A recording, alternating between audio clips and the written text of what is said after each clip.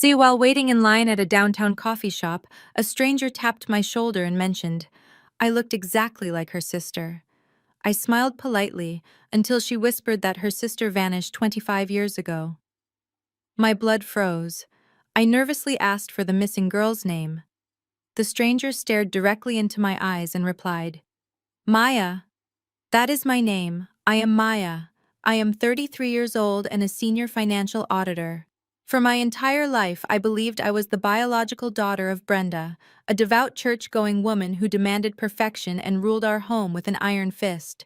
But in one single moment, a spilled cup of coffee and a whispered name shattered my entire reality.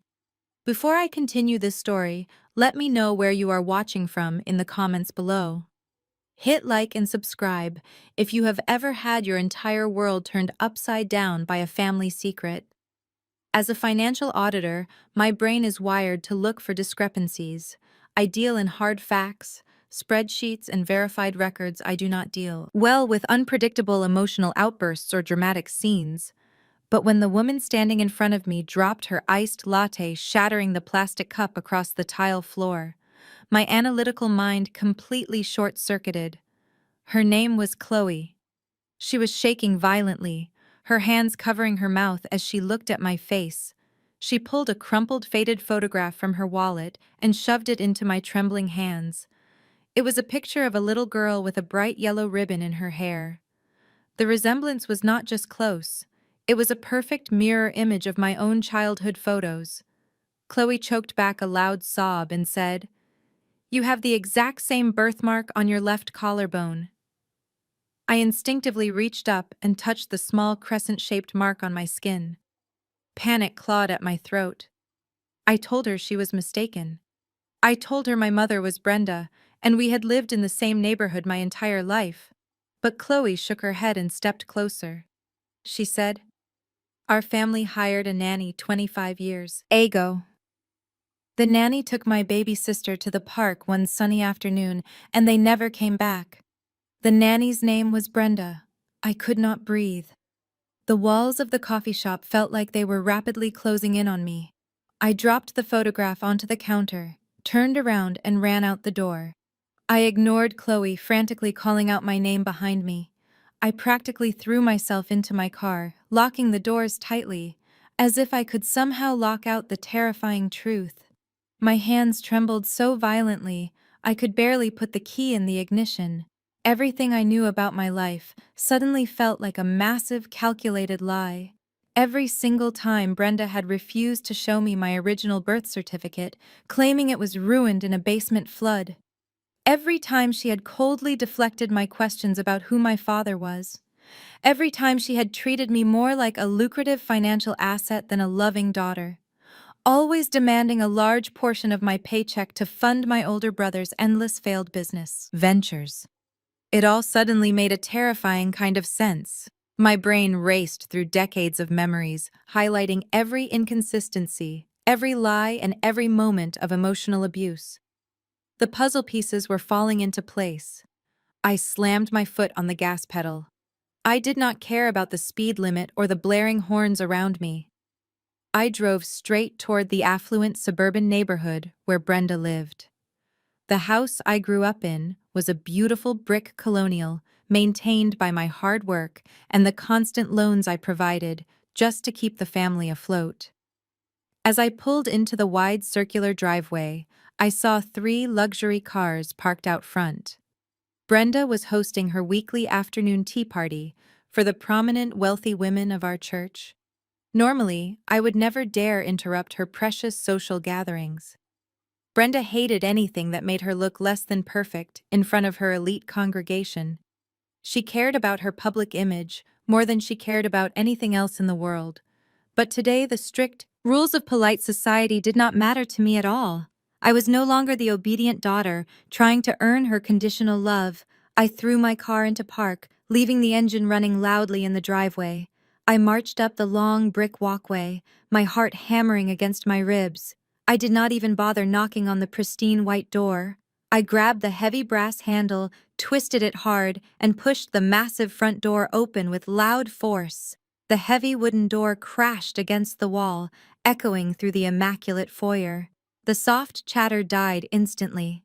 I stepped into the parlor, still breathing heavily. The room was filled with the most influential women from our church. First Lady Higgins and a dozen others sat balancing delicate porcelain teacups on their knees. Brenda sat at the head of the room, wearing a tailored pastel suit, looking every bit the perfect devoted matriarch. She froze mid-sentence, her eyes darting to my disheveled appearance. I did not care about the audience. I walked straight up to her coffee table, ignoring the shocked gasps from the church elders. I looked Brenda dead in the eye and demanded to know about the baby girl she took from Atlanta 25 years ago. I demanded to know why a stranger named Chloe just handed me a photograph that looked exactly like me. I asked her to tell me my real name. The room fell into a suffocating silence. I expected Brenda to panic. I expected her to cry, or confess, or show some sign of guilt. But she did not flinch. She gracefully placed her teacup onto its saucer, looking at me with a perfectly crafted expression of sorrow and pity. She turned to the church ladies and let out a dramatic, heavy sigh. She apologized to her guests, saying my 100-hour work weeks had finally broken my mind. I stood stunned as she skillfully wove a narrative of my supposed mental collapse. She reached out to gently stroke my arm, speaking in a sickeningly sweet tone, meant for a toddler. She told me I needed to go back to the hospital and get my medication adjusted. I stepped back, refusing her touch. I tried to explain about the photograph, but my voice shook, making me sound exactly like the hysterical woman she was painting me to be. That is when Jessica walked in from the kitchen, carrying a silver tray of freshly baked scones. Jessica is my brother Marcus' white wife. She is a petite blonde woman who perfected the art of weaponizing her fragility. Wearing a floral apron, she rushed over to me, placing her hands on my shoulders in a fake show of comfort. Jessica looked around the room to ensure every elder was paying attention before delivering her calculated blow. She told me to calm down and take a deep breath. We all know you are stressed because Marcus asked you for a $50,000 loan to save his startup company. But you do not need to invent a fake kidnapping story just to avoid helping your brother out of a financial bind. The words hit me like a punch. She had effortlessly twisted my discovery into a selfish attempt to hoard my money. The church ladies immediately began whispering to one another, their eyes filled with harsh judgment. First Lady Higgins loudly muttered, "It was a terrible shame how extremely selfish the younger generation had become, after all the sacrifices Brenda made." Brenda dabbed her dry eyes, playing the suffering martyr flawlessly. Jessica stood beside her, rubbing Brenda's back and glaring at me with a triumphant smirk. They had me completely cornered. If I kept yelling, I would only prove their narrative that I was mentally unstable. If I ran out, I would look guilty of abandoning my family over money. I was entirely isolated, standing alone in the middle of the only close community I had ever known, deeply realizing that not a single person in this entire room would believe my truth over Brenda's carefully constructed lies. The anger burning in my chest slowly began to change shape. The panicked inner child who just wanted her mother to explain the truth retreated deep inside my mind. My professional instincts finally kicked in. I am a senior financial auditor. I spend my life dismantling complex corporate frauds, finding the hidden numbers that liars try to bury. I looked at Brenda dabbing her fake tears and Jessica holding her tray of baked goods. The panic completely evaporated, replaced by a cold, calculating clarity. I realized that arguing with them in a room full of their loyal supporters was a losing battle. I needed hard, undeniable evidence. I needed absolute proof. I needed receipts. I forced my face to go completely blank. I stopped shaking. I looked at Brenda and calmly apologized for interrupting her lovely tea party. I told her she was right and that I was just exhausted. I turned around and walked up the carpeted stairs toward my childhood bedroom, leaving them to their whispers. I knew what I had to do next. I needed a DNA sample. and I knew exactly where Brenda kept her favorite wooden hairbrush hidden in the bathroom. I slipped quietly down the hallway toward the master bedroom. My heart pounded against my ribs like a trapped bird. I knew every creak of the floorboards in this house, so I carefully avoided the loose plank near the guest room. I reached Brenda's bedroom door and pushed it open. The room smelled of expensive lavender perfume and bleach, just like it always did.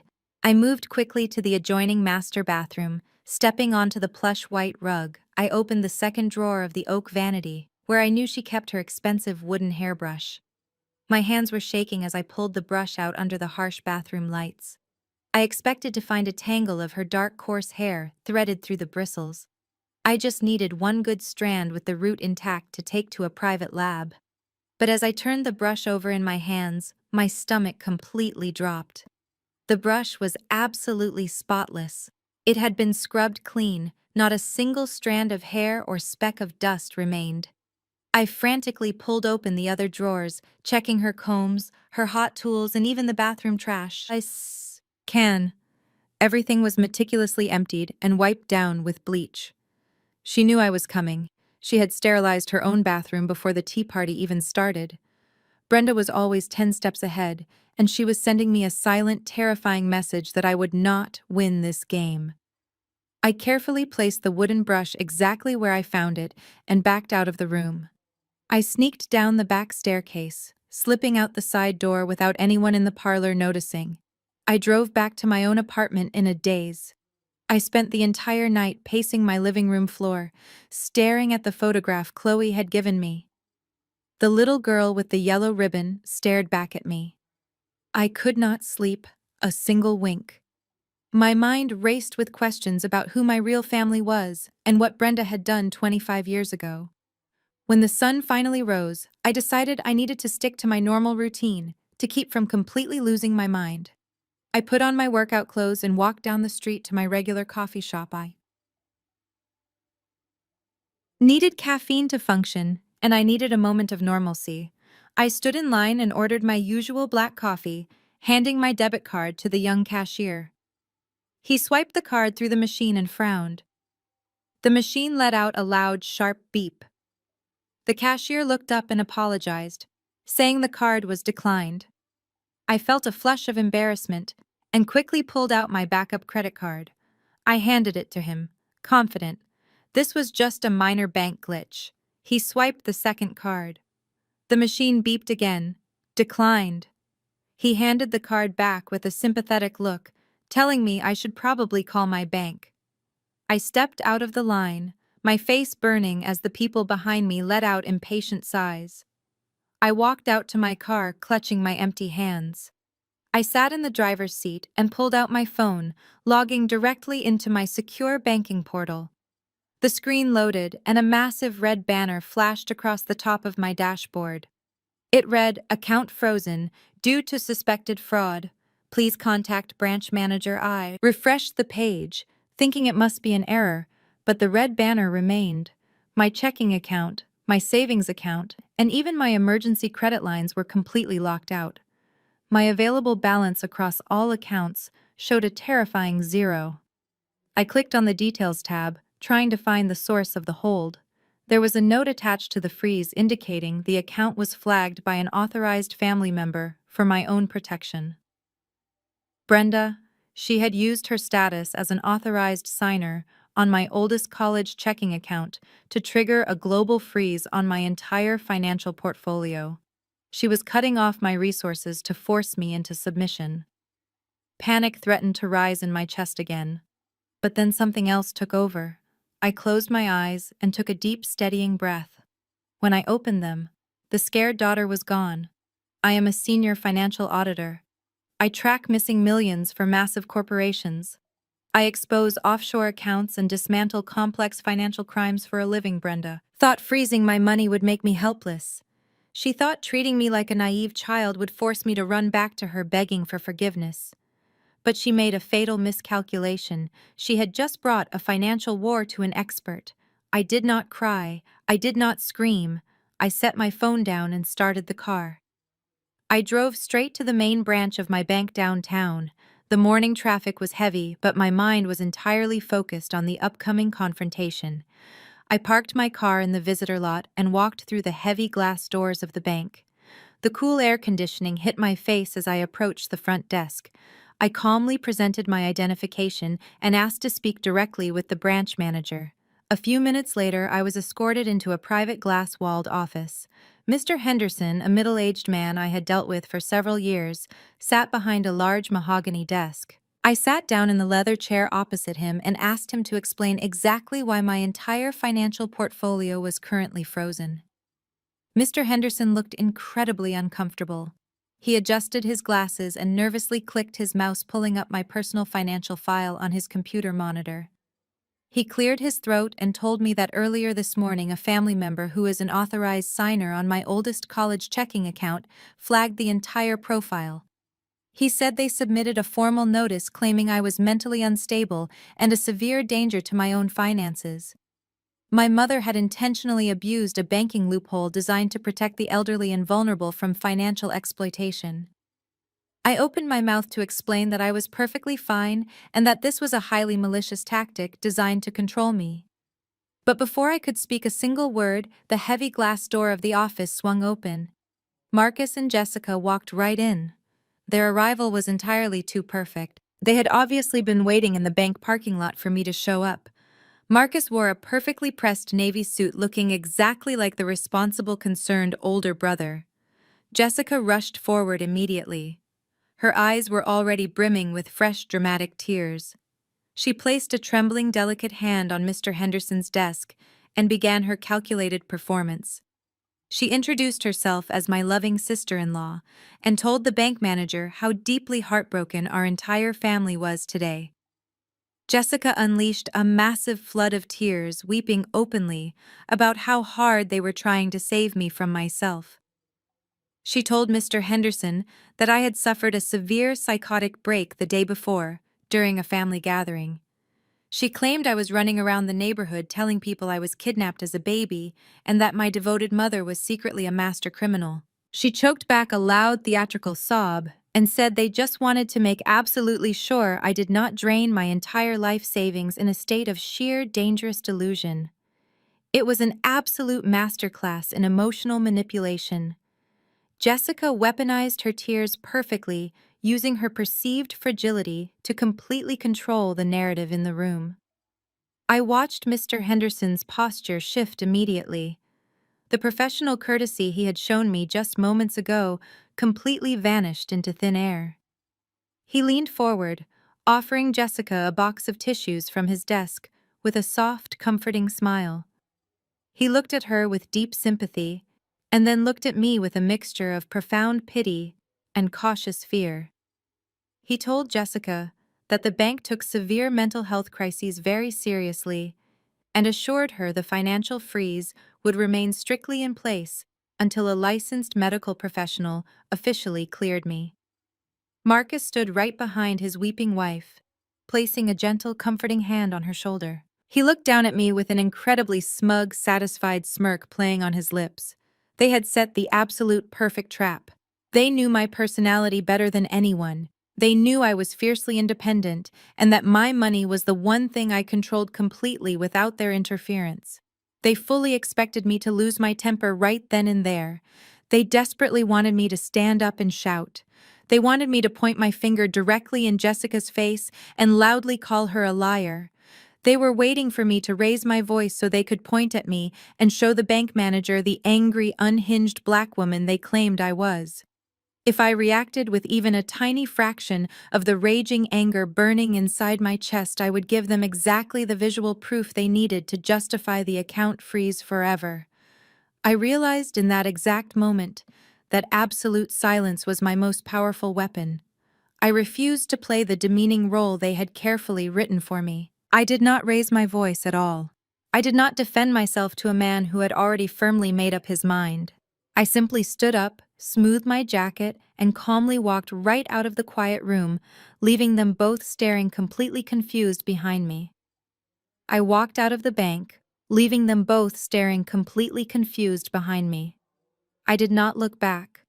I got into my car and drove straight to my apartment, locking the deadbolt the second I was inside. I closed all the blinds in my living room. The silence of my apartment was exactly what I needed right now. I went to my home office and booted up my custom-built desktop computer. This was my domain.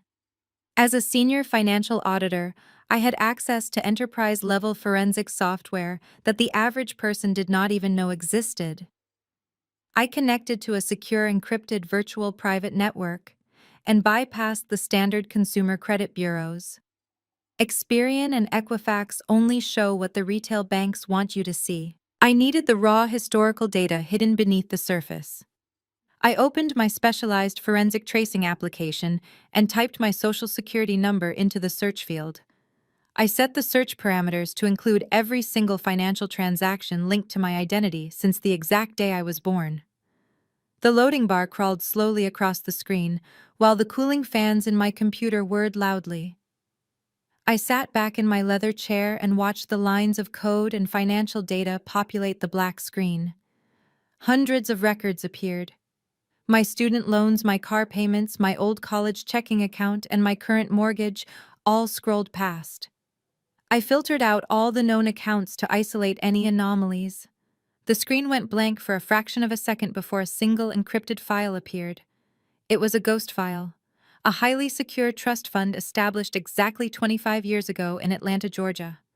My heart started beating violently against my ribs. I clicked on the ghost file, forcing the software to decrypt the basic ledger. The trust fund was registered under my social security number, but it was legally structured to remain completely hidden from standard credit reports until my 35th birthday. I scrolled down to the transaction history. My breath caught in my throat. On the first day of every single month. For the last 25 years, exactly $10,000 had been withdrawn from the trust. I pulled up the calculator application on my second monitor. $10,000 a month, multiplied by 12 months, was $120,000 a year. Multiply that by 25 years. $3 million. Someone had systematically drained $3 million from a trust fund in my name, while I spent my entire young adult life working exhausting double shifts just to pay my way through college. While Brenda constantly guilt-tripped me into paying her household bills and funding Marcus and his lavish lifestyle, someone was quietly stealing a massive fortune meant for me. I needed to know exactly where that money was going.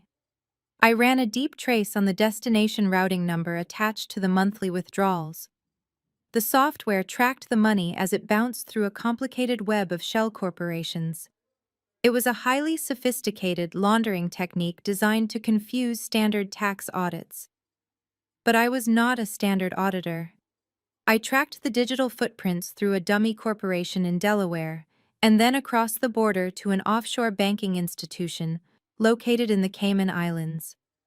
I initiated a backdoor ping to request the signatory details on that offshore account. The system processed the request for what felt like an eternity. Finally, a single name populated in bright white letters across my dark monitor. Brenda. The offshore account belonged entirely to my mother, the woman who claimed to have rescued me and raised me as her own. The woman who just froze my legitimate bank accounts claiming I was mentally unstable. The horrifying truth hit me with the force of a massive freight train. Brenda did not just kidnap me out of some twisted maternal desire for a child. She kidnapped me for a guaranteed paycheck. She had discovered the trust fund set up by my wealthy biological family, and she had spent my entire life using my existence as her own personal ATM machine. I was never her beloved daughter. I was a hostage generating a six-figure annual salary. My sadness instantly vanished. The little girl who desperately wanted her mother's love was officially dead.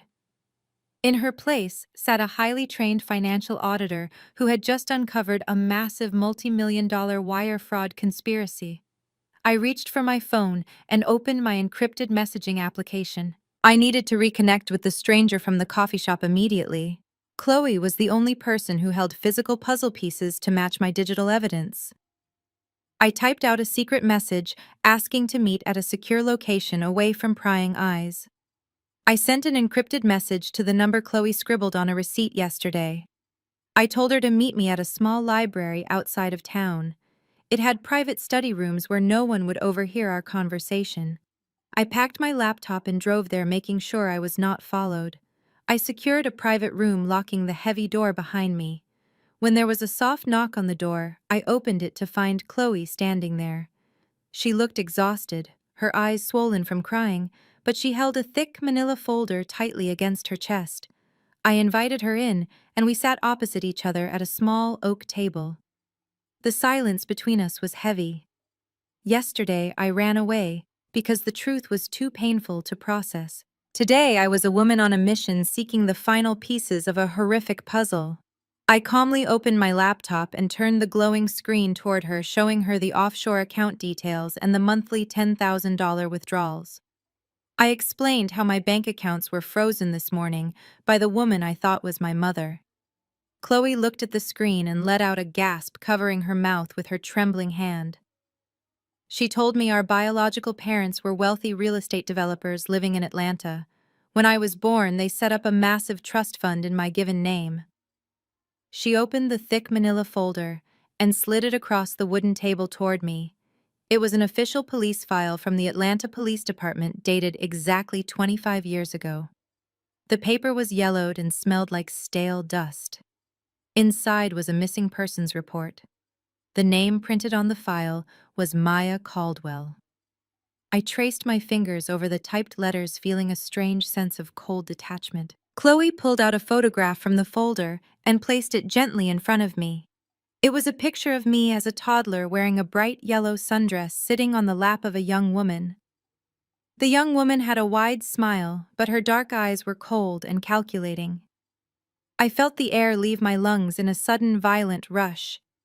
It was Brenda. She looked 25 years younger, but there was absolutely no mistaking those sharp cheekbones and that rigid posture. Chloe explained that Brenda was hired through an elite agency to be my full-time nanny. She worked for the family for 6 months, earning their complete and total trust. Then, one afternoon, she took me for a walk to the botanical gardens and simply never returned.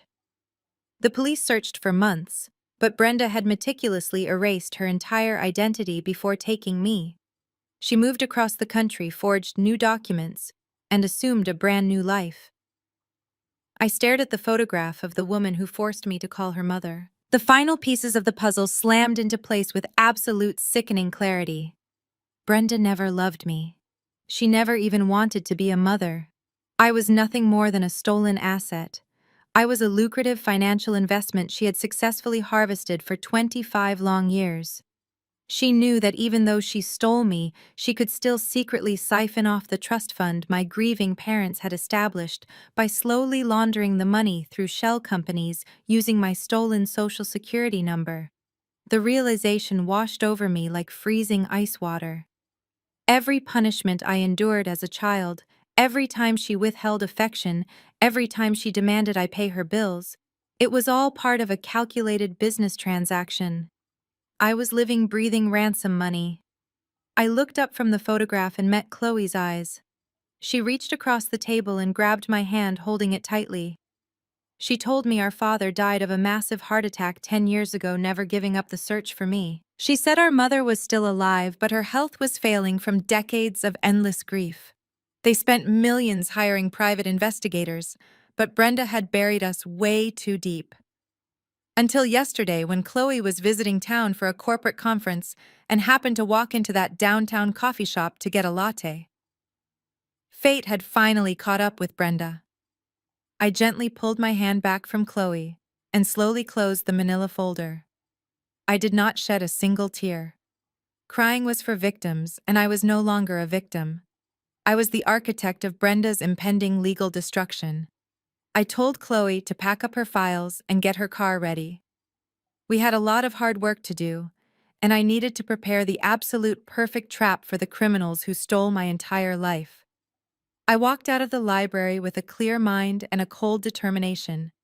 I hugged Chloe goodbye in the parking lot, promising her that I would be in touch very soon. I climbed into my sedan and gripped the steering wheel, feeling a strange sense of calm wash over me.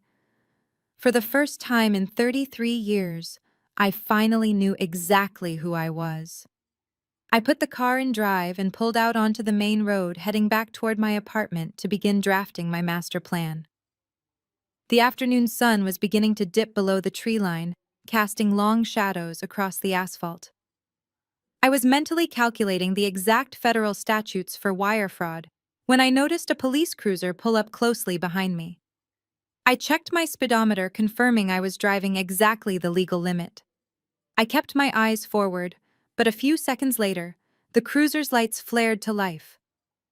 Red and blue flashes filled my rearview mirror. I calmly signaled and pulled over to the shoulder of the road, expecting a routine traffic stop for a broken taillight or an expired tag. But before I could even shift the car into park, two more police cruisers aggressively swerved in front of me, blocking my path entirely. My heart slammed against my ribs. Another cruiser pulled up, blocking me from the left. I was completely boxed in. Suddenly, the doors of the cruisers burst open, and four officers stepped out. They immediately drew their weapons, pointing them directly at my windshield. A loud voice boomed over a megaphone, commanding me to turn off the engine, drop the keys out the window, and place my hands flat against the glass. The air in the car suddenly felt incredibly thin. Every single survival instinct I had developed as a Black woman in America kicked in at once. I knew exactly how quickly a situation like this could escalate into a deadly tragedy. One sudden movement, one perceived threat, and my life could end right here on the side of a suburban road. I forced my breathing to slow down. I moved with exaggerated, agonizing slowness. I turned the key, dropped it out the open window, and pressed my palms flat against the inside of the windshield. The cold glass grounded me. The officer with the megaphone ordered me to step out of the vehicle with my hands raised high in the air. I pushed the door open with my elbow and stepped out onto the rough pavement. The blinding glare of the police lights made it hard to see their faces, but the black barrels of their guns were impossible to miss. They yelled contradictory commands, telling me to walk backward toward the sound of their voices while keeping my hands up. I followed their instructions perfectly, my jaw clenched so tight my teeth ached. When I reached the back of my car, an officer grabbed my arms roughly, pulling them behind my back. The cold metal of the handcuffs bit sharply into my wrists, clicking tightly into place. Another officer shoved me downward, forcing me onto my knees on the hard asphalt. The small gravel stones dug into my skin, but I did not make a sound. I looked up at the officer standing over me and politely asked why I was being arrested with such extreme force. He stared down at me with a hard expression and informed me that they had received a priority call about a stolen vehicle. He said the suspect was considered a flight risk and potentially unstable. I told him there must be a massive mistake because I purchased this car 3 years ago and I had the registration in the glove compartment. The officer shook his head and pulled a notepad from his chest pocket. He said the vehicle was legally reported stolen just an hour ago by the registered CO signer. I asked him who filed the report, even though I already knew the answer deep in my gut. The officer looked at his notes and read the name aloud: Marcus. The sheer, unadulterated cruelty of it struck me like a physical blow.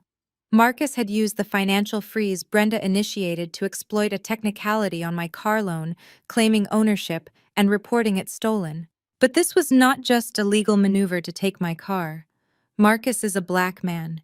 He knows exactly what happens when police draw their weapons on a suspect.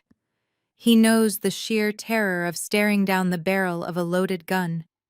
He weaponized the police against his own sister, hoping the sheer terror of a high-risk traffic stop would break my spirit.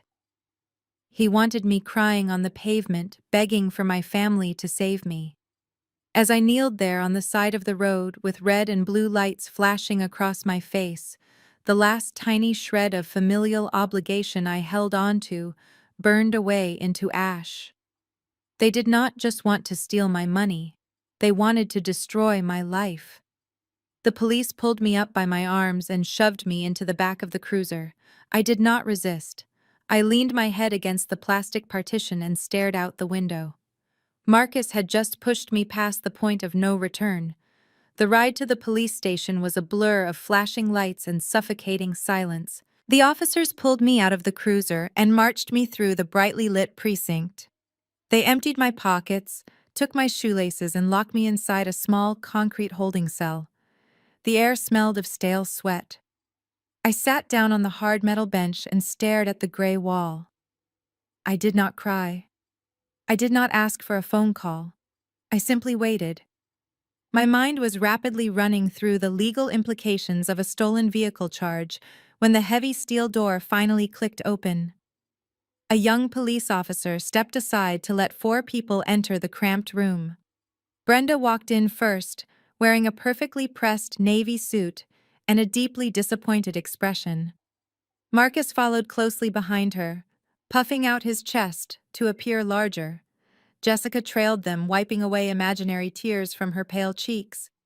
The 4th person was a man I did not recognize.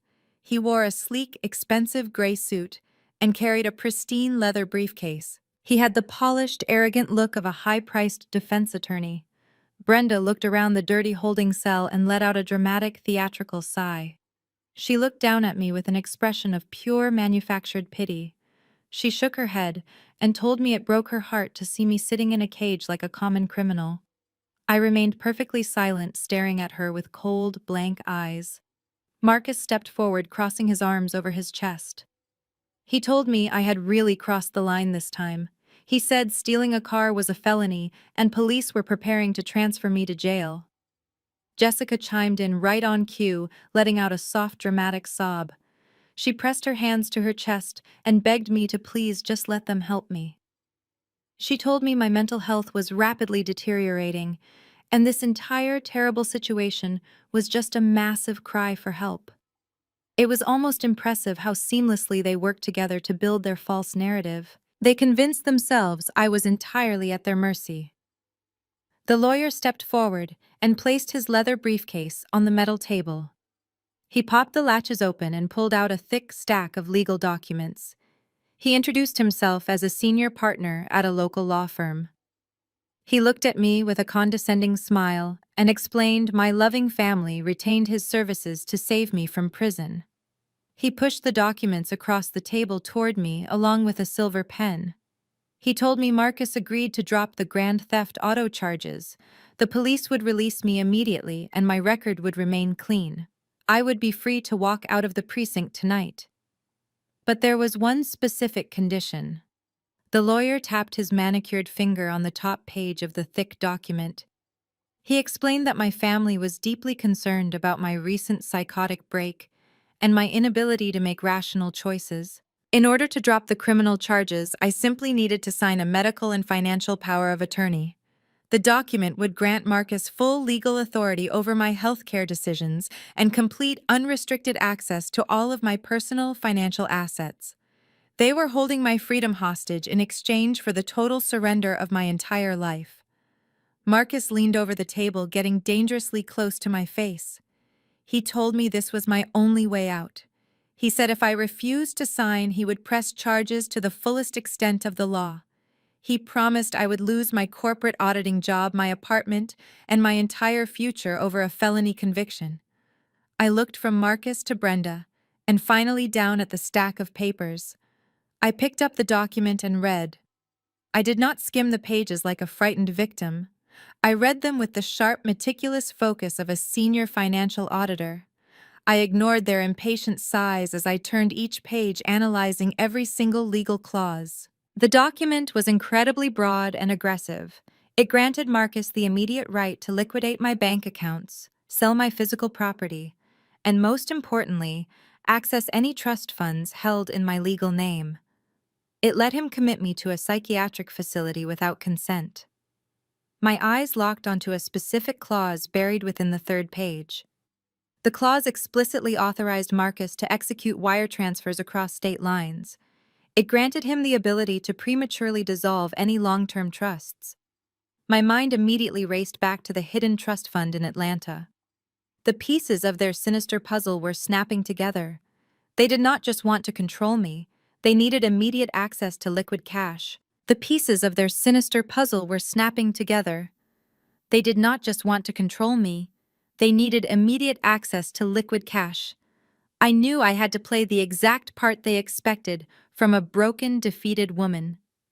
I forced a ragged breath and let my shoulders slump forward. I blinked hard, squeezing out a few strategic tears that rolled slowly down my cheeks. Jessica let out a soft, satisfied sigh, seeing my apparent surrender. But behind my wet eyes, my mind was operating with the cold, calculating precision of a supercomputer. I dragged my finger down the heavy cardstock of the legal document, pretending to struggle with the complex legal jargon, while rapidly decoding their entire financial strategy. The power of attorney was specifically structured with emergency expedition clauses. These clauses were designed to bypass standard judicial review periods, typically required for taking over an adult dependent's finances. Why the sudden desperate rush? Why orchestrate this elaborate theater of a stolen car and a jail cell just to force a signature? Tonight. The timeline was the key. Marcus had launched a flashy tech startup 2 years ago. He hosted lavish launch parties, rented a premium downtown office space, and bought Jessica a brand new imported luxury SUV. He bragged constantly about his elite private investors, but my auditor instincts had always warned me his numbers were completely fabricated. Legitimate venture capitalists demand board seats and rigorous quarterly audits. Marcus never produced a single viable commercial product. His elite investors were not Wall Street bankers. They were underground loan sharks, violent, dangerous people who dealt in hard cash, exorbitant interest rates, and broken bones. Marcus was drowning in a massive illicit debt, and the grace period had clearly expired. He was terrified. That explained the cold sweat beating on his forehead despite the freezing air of the holding cell. It explained why Brenda was suddenly willing to risk exposing her 25-year kidnapping secret by aggressively freezing my retail bank accounts. They were completely out of time and out of options. They needed a massive injection of capital immediately, and they knew exactly where to find it. I thought back to the ghost file I discovered on my encrypted software earlier today. The trust fund established by my biological parents in Atlanta was designed to pay out a $10,000 monthly stipend. But standard generational wealth trusts always have a maturity date. A specific age when the beneficiary gains full, unrestricted access to the entire principal amount. I am 33 years old. Most major high net worth trust funds unseal the principal at age 35. I did the math in my head. The principal balance of a trust that generated that kind of monthly interest for 2 full decades would easily exceed $5 million. Marcus and Brenda could not wait 2 more years for me to naturally inherit the money. The loan sharks would end his life long before my 35th birthday. They needed a legal backdoor to crack the trust fund open right now. This power of attorney was that exact backdoor. By declaring me legally incompetent and mentally unstable, Marcus would become my official state-appointed financial guardian. With this document, he could petition the financial institution in Atlanta to liquidate the entire $5 million principal early under the fraudulent guise of paying for my intensive long-term psychiatric care. It was a breathtakingly evil financial masterpiece. They were going to steal the massive fortune my real parents lovingly set aside for my future and use it to pay off violent criminals. They would use the leftover millions to fund Jessica's insatiable appetite for designer clothes, luxury island vacations, and exclusive country club memberships. While I was locked away in a residential mental health facility, stripped of my basic human rights and my true identity. I looked up through my fake tears and carefully studied their faces. Brenda looked completely impatient, tapping her manicured nails on the table. Marcus was bouncing his leg nervously, his eyes darting anxiously toward the heavy steel door. Jessica was already looking down at her glowing phone screen, probably browsing for expensive real estate in tropical locations. They honestly believed they had completely outsmarted me. They thought I was just a naive, frightened black woman who would sign away her soul just to avoid spending a single night in a dirty local jail cell. They had no idea they were sitting in a room with a woman who routinely dismantled multi-million-dollar corporate embezzlement rings for breakfast. I knew exactly how federal wire fraud laws worked. I knew that the absolute second Marcus used this fraudulent document to initiate a financial transfer across state lines, he would trigger a massive, unforgiving federal offense, the kind of crime that brings federal agents knocking. I let out a soft, pathetic sob and picked up the silver pen. I let out a soft, pathetic sob and picked up the silver pen. My hand hovered over the signature line, trembling just enough to make my performance entirely convincing. Jessica let out a loud, dramatic sigh of annoyance. She shifted her weight from one foot to the other, clearly bored now that the hard work of breaking my spirit was seemingly over. She looked at Marcus and whispered that the smell of the holding cell was making her incredibly nauseous. She rubbed her perfectly flat stomach and announced she needed to step outside for some fresh air for the sake of the baby. Marcus nodded lovingly and told her to go wait in the precinct lobby. The heavy steel door clanged shut behind her, leaving me alone with Marcus Brenda and their high-priced lawyer. I kept my eyes focused on the paper, pretending to read the final paragraph, but my mind was already anticipating their next move. I knew Jessica was not just going to sit quietly in the lobby. She needed to cement her status as the ultimate victim before I ever had a chance to walk out of this police station and tell my side of the story. Out in the brightly lit hallway, Jessica pulled her expensive smartphone from her designer purse. She opened her social media application and hit the live broadcast button, aiming the camera perfectly to capture her tear-stained face and the police station logo on the wall behind her. She began a deeply calculated and incredibly malicious smear campaign.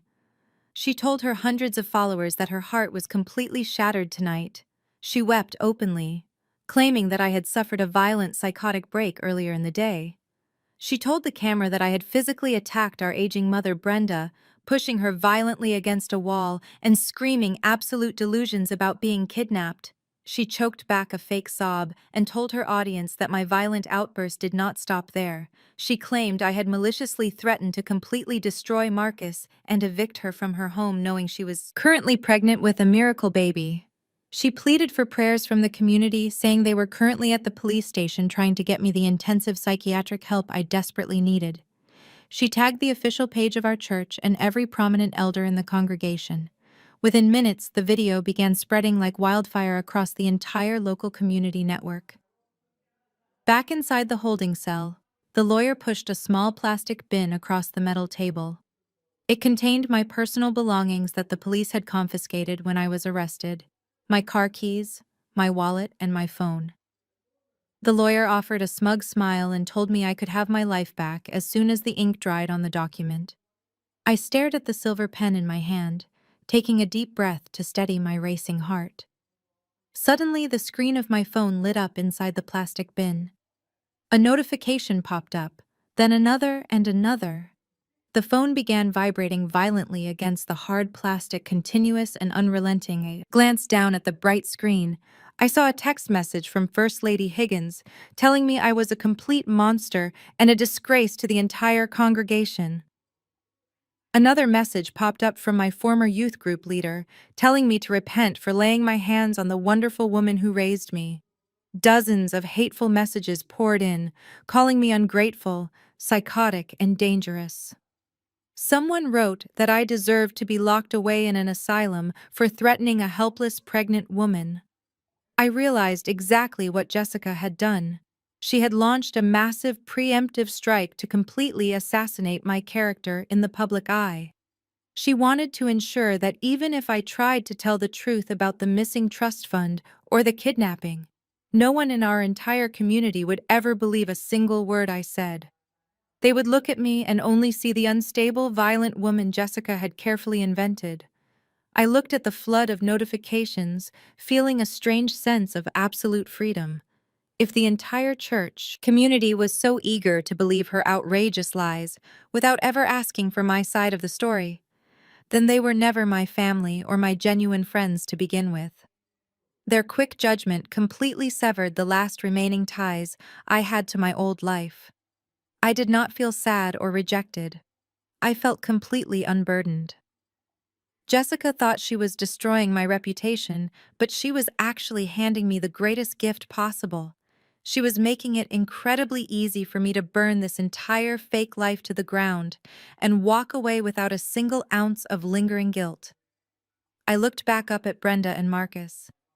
They were watching my phone vibrate with identical expressions of smug satisfaction.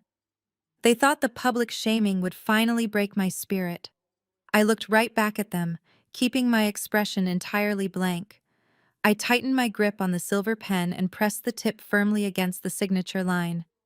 I tightened my grip on the silver pen and pressed the tip firmly against the signature line. The ink flowed smoothly across the heavy paper as I carefully spelled out the name they had given me. Maya. It felt like I was signing a death warrant, but I knew exactly whose death warrant it was. I finished the signature with a deliberate flourish and gently placed the pen back onto the metal table. Marcus did not even wait for me to pull my hand away. He snatched the document so fast he almost tore the thick parchment. He quickly scanned the bottom of the page, verifying my signature was legible and legally binding. A massive breath of relief escaped his chest, and the nervous sweat on his forehead seemed to dry instantly. He slid the paper over to the expensive lawyer, who meticulously inspected the ink before slipping it safely into his pristine leather briefcase. Brenda looked down at me with a sickeningly triumphant smile. She reached out and patted my shoulder with fake maternal warmth, telling me I had finally made the right decision for the family. The heavy steel door swung open again, and Jessica strolled back into the holding cell. The miraculous transformation was genuinely astounding. Her previous nausea had completely vanished, and her eyes were perfectly dry without a single trace of the dramatic tears she had just broadcasted to the entire world. She saw the lawyer snap his briefcase shut, and a bright, greedy smile immediately spread across her face. She practically skipped over to Marcus, linking her arm through his and resting her head on his shoulder. The lawyer turned to the young police officer standing guard outside the door and nodded. The officer stepped inside and unlocked my handcuffs. The cold metal snapped open, leaving deep red bracelets bruised into my skin.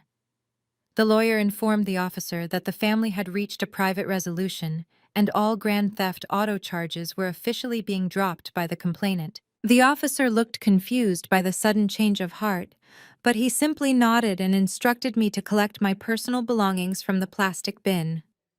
I grabbed my car keys, my wallet, and my phone, shoving them deep into my jacket pockets. The police escorted us out of the holding area and into the main lobby of the precinct.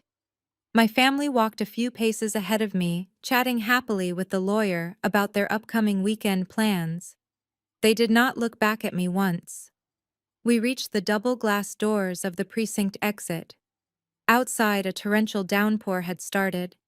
Heavy sheets of cold rain battered the concrete pavement, and the wind howled through the dark streets.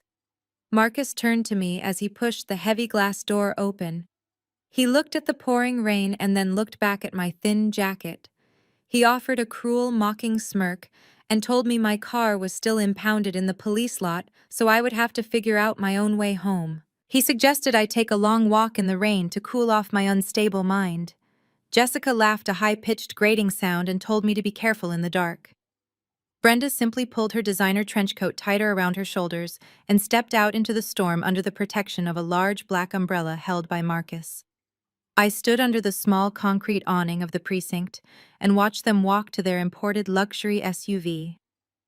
They climbed inside, slamming the doors shut. The engine roared to life, and the heavy vehicle aggressively pulled away from the curb, intentionally driving through a massive puddle and splashing cold, dirty water directly onto my shoes. The red taillights faded into the dark, rainy night, leaving me completely alone. The second their car disappeared from view, the defeated posture I had been holding completely evaporated. I straightened my spine and rolled my shoulders back, shaking off the lingering tension of the holding cell. The rain blew sideways, hitting my face, but I did not feel the cold. I only felt pure, unadulterated ice coursing through my veins. The terrified hostage was gone forever. The senior financial auditor had fully returned to the driver's seat. I reached into the hidden lining of my purse and pulled out a secure encrypted burner phone. In my line of work, dealing with corporate whistleblowers and massive financial fraud required absolute security. I powered on the device and quickly dialed a number I had committed to memory years ago. It rang twice before a deep, gravelly voice answered. I spoke clearly into the receiver. Agent Miller, it is Maya.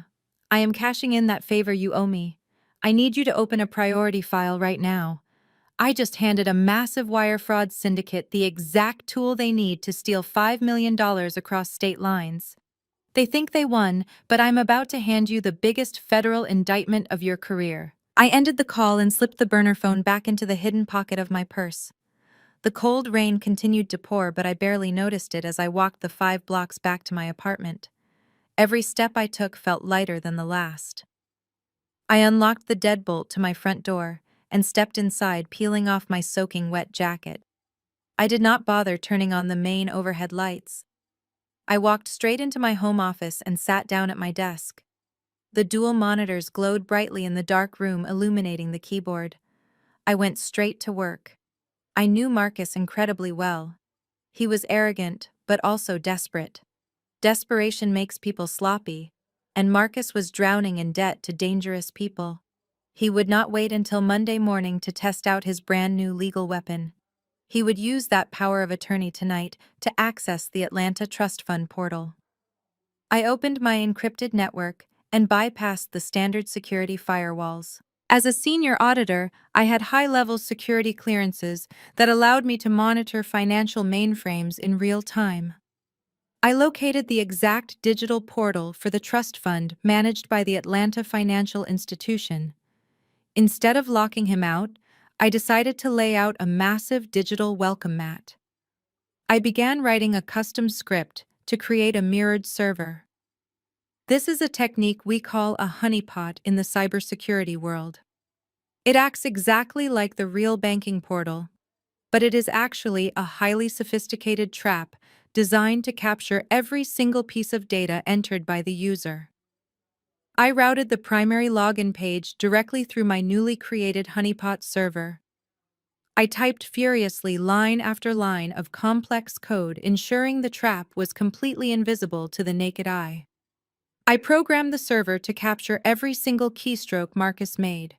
It would record his exact geographical location using his device's IP address and log the unique hardware address of his computer. Most importantly, the script was designed to meticulously trace any destination routing numbers he entered.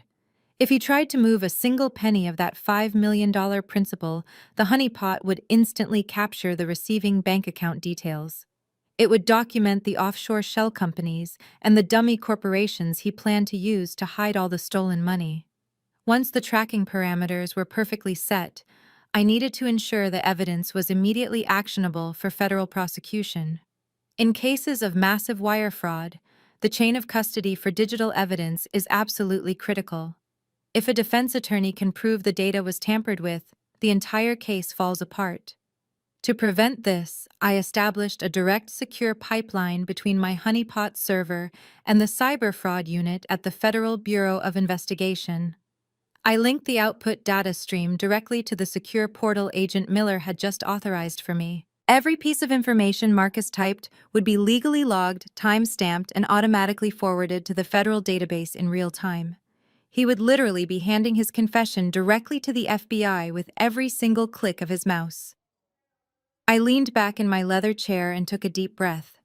The digital snare was perfectly set. It was an invisible web of federal wire fraud statutes waiting patiently for its prey. I watched the black screen of my monitor waiting for the trap to spring. I knew Marcus and Jessica were probably sitting in their luxury living room right now, pouring expensive champagne and celebrating their brilliant victory. They thought they had successfully broken the difficult sister and secured their lavish future.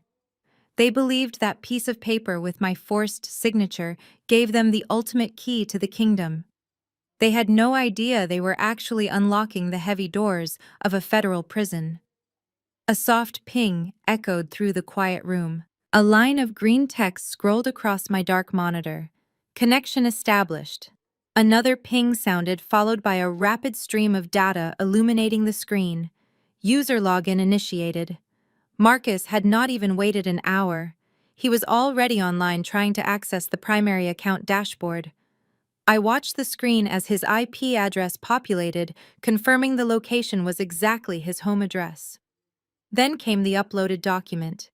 He was submitting a digital scan of the power of attorney to the bank server to verify his legal authority over the account. He was formally establishing his intent to take control of the assets.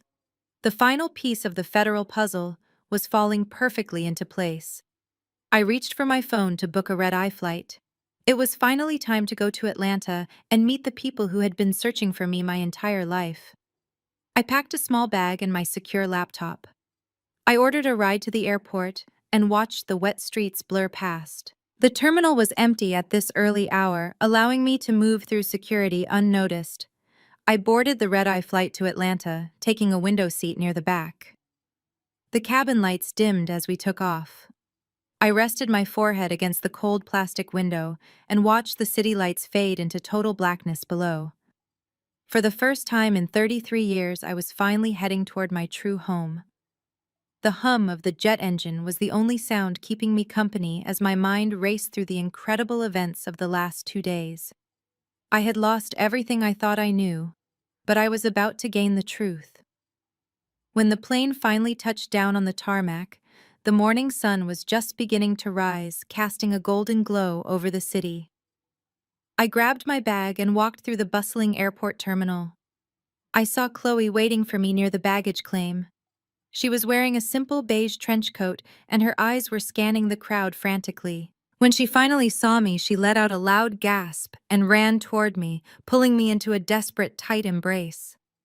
I hugged her back, feeling a strange but profound sense of genuine sisterhood.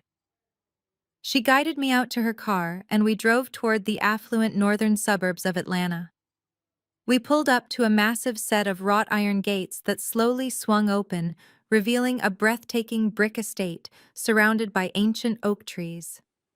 Chloe parked the car and gently grabbed my hand, telling me that our mother was waiting inside. My heart hammered heavily in my chest as we walked through the grand double doors of the house. The foyer was spectacular, but my eyes were immediately drawn to the frail woman sitting in a plush armchair near the large living room window. She looked so incredibly small, wrapped in a thick woven blanket. Chloe gently guided me into the room. The woman slowly turned her head, and our eyes finally met. I saw my own reflection staring back at me in her age-tired face. Chloe whispered that our mother had suffered a mild stroke several years ago, directly caused by the unbearable stress of losing me. The woman reached out a trembling hand toward me, tears streaming freely down her pale cheeks.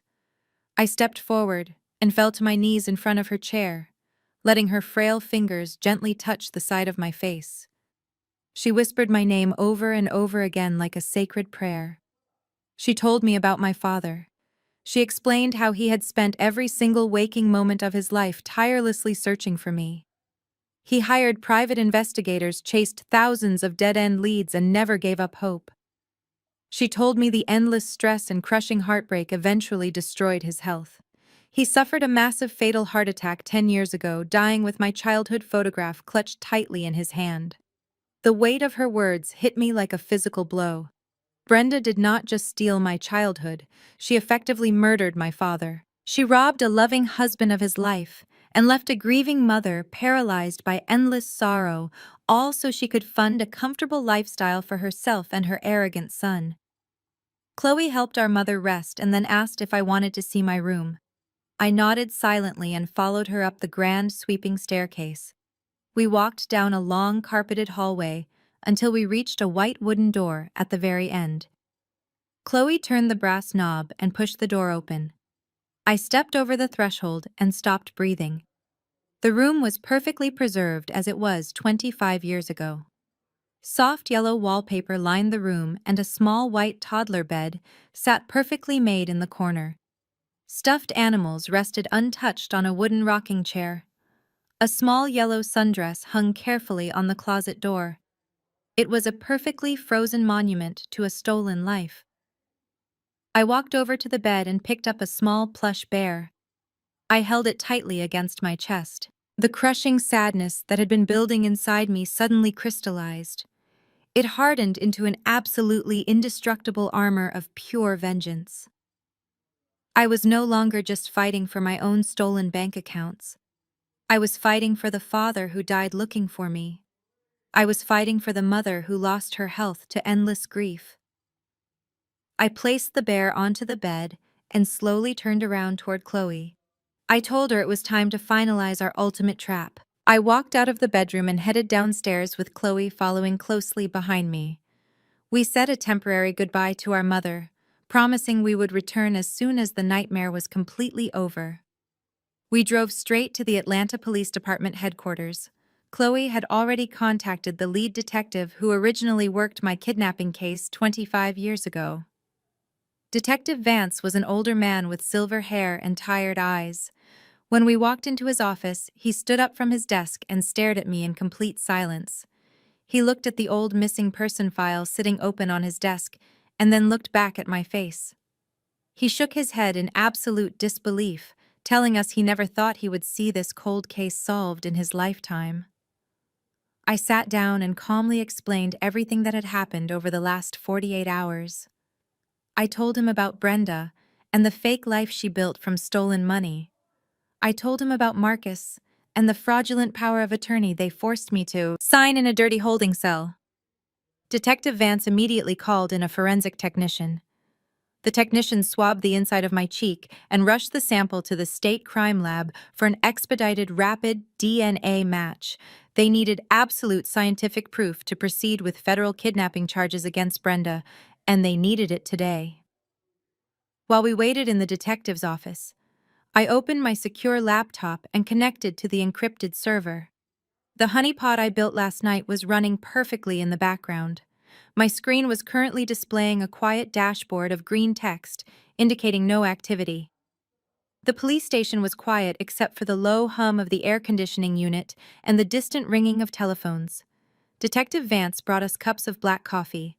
He told me he was already drafting the preliminary arrest warrants, but they needed the DNA confirmation to get a federal judge to sign them. I nodded and took a sip of the bitter coffee. Suddenly a loud, sharp ping echoed from my laptop speakers. The screen flashed bright red, illuminating the small office. The status bar changed from idle to active. Data transfer Marcus was finally making his move. I set my coffee cup down and pulled the laptop closer to the edge of the desk. My fingers flew across the keyboard as I initiated the deep tracking protocols Marcus had just logged into the Atlanta bank portal, using the forged power of attorney document.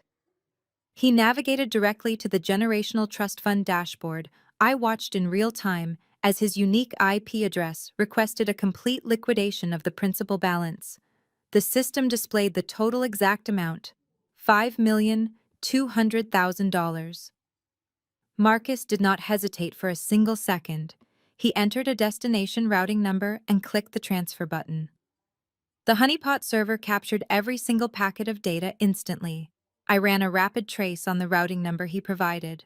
He was not just sending it to his local retail bank. He was routing the massive fortune through a corporate shell company registered in Delaware before pushing it toward a highly secure offshore account in the Caribbean. It was a classic, sophisticated laundering technique meant to hide the stolen money from state authorities and tax auditors. But Marcus was not dealing with state authorities anymore. The absolute second he clicked that transfer button, and the digital currency crossed the Georgia state line. He committed a massive, undeniable federal crime. Moving fraudulently obtained funds across state borders elevated the entire situation to federal wire fraud. The mandatory minimum sentence for a crime of this massive magnitude was 20 years in a federal penitentiary. Without the possibility of early parole, I watched the progress bar on my screen as the transaction fully completed. The trap was officially armed and permanently locked. I quickly compiled the captured keystrokes. the IP address logs, and the offshore routing details into a heavily encrypted digital file. I sent the entire package directly to Agent Miller at the FBI Cyber Fraud Division. Just as the email confirmed sent, Detective Vance walked back into the office holding a white piece of paper. He had a tight, grim smile on his weathered face. The rapid DNA results were officially back from the crime lab. The genetic match to my biological parents was an absolute 99.9% certainty. There was no longer a single shadow of a doubt. I was legally and scientifically the stolen child of the Caldwell family.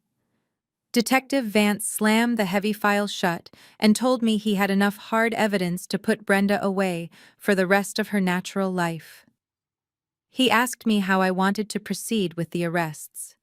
I looked at the dark screen of my laptop and thought about the lavish company launch party Marcus was hosting tomorrow evening. I thought about Jessica and her malicious viral video designed to destroy my reputation. I thought about Brenda parading around the church like a pious saint, stood up and closed my laptop, slipping it safely into my bag. I told the detective I was flying back home tonight. I told him they were having a massive celebration tomorrow, and it would be a terrible shame if the FBI did not make a grand entrance. I thanked Detective Vance and promised to see him tomorrow. Chloe drove me to the airport. The flight back home was a stark contrast to my journey to Atlanta. I was no longer a terrified woman searching for answers. I was a weapon fully loaded and pointed directly at the people who had destroyed my family. I landed and took a cab back to my apartment. I finally unlocked my front door and stepped inside. As I dropped my keys, my cell phone vibrated sharply in my pocket. I pulled it out and saw a new notification on the screen. It was a text message from Jessica. She simply could not resist the urge to gloat. She needed to twist the knife one last time to secure her feeling of absolute victory. I opened the message and read her cruel words.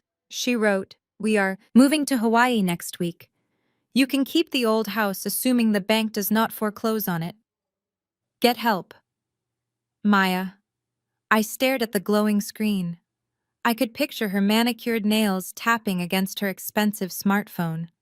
I imagined Marcus standing beside her, pouring them both tall glasses of imported champagne, toasting to the massive $5 million fortune they believed was currently sitting safely in their offshore Caribbean account. I knew they thought they had pulled off the perfect crime. They believed the money was entirely untraceable and that I was a powerless, broken woman who would quietly fade away into poverty. I walked into my dark living room and sat down on the edge of the sofa. I did not feel a single ounce of anger reading her highly malicious text message. I only felt a cold, thrilling sense of absolute anticipation. I typed my reply slowly, ensuring every word carried the exact weight I intended. I wrote, "I would not miss Marcus's company launch party tomorrow for the world. Wear something expensive." I hit send and tossed the phone onto the glass coffee table. I did not wait for her reply. I knew my message would instantly ruin her celebratory champagne, but I did not care. I walked into my bedroom and opened my closet. If I was going to crash a high-society corporate event and publicly dismantle a massive criminal empire, I needed to look exactly the part. I bypassed the conservative gray suits I normally wore to corporate audits. I reached all the way to the back of the closet and pulled out a sharp, tailored emerald green power suit. I had bought it years ago, but never had the courage to actually wear it, because Brenda always told me bright colors made me look incredibly desperate for attention. She always wanted me to remain invisible. But tomorrow night, I wanted every single eye in that grand ballroom firmly fixed on me. The next morning, I woke up incredibly early. I spent the entire day meticulously preparing my digital arsenal. I plugged a secure titanium flash drive into my computer and began transferring the highly classified files. I copied the encrypted FBI wire fraud logs, the offshore routing numbers, and the official rapid DNA test results directly onto the drive. I formatted the complex financial documents into a clean, easily readable presentation. As a professional auditor, I knew perfectly well that average people did not understand complex banking jargon. I needed to present Marcus's massive crimes in a way that the church pastors, the community, elders, and his wealthy private investors would understand instantly. I created a visual slide deck of pure, undeniable financial ruin. Early in the afternoon, I called Agent Miller at the FBI Cyber Fraud Division to confirm the final operational details. He assured me his tactical team was already fully briefed and actively positioning plainclothes agents around the luxury downtown hotel where Marcus was hosting his lavish event. He also confirmed that Detective Vance had officially secured the federal kidnapping warrants and was currently flying in from Atlanta to execute the arrest personally. The federal net was completely drawn tight. There was absolutely no way out for any of them. As the sun finally began to set, casting long dark shadows across my apartment floor, I took a long hot shower. I styled my hair perfectly and applied my makeup with an incredibly steady hand. I slipped into the tailored emerald green suit, adjusting the sharp lapels. I looked at my reflection in the full-length mirror. The woman staring back was unrecognizable from the obedient, terrified daughter Brenda had carefully designed. She was Maya Caldwell, the rightful legal heir to the Atlanta Trust Fund, and she was ready to collect every single debt owed to her. I grabbed my car keys, the heavy titanium flash drive, and walked straight out the door.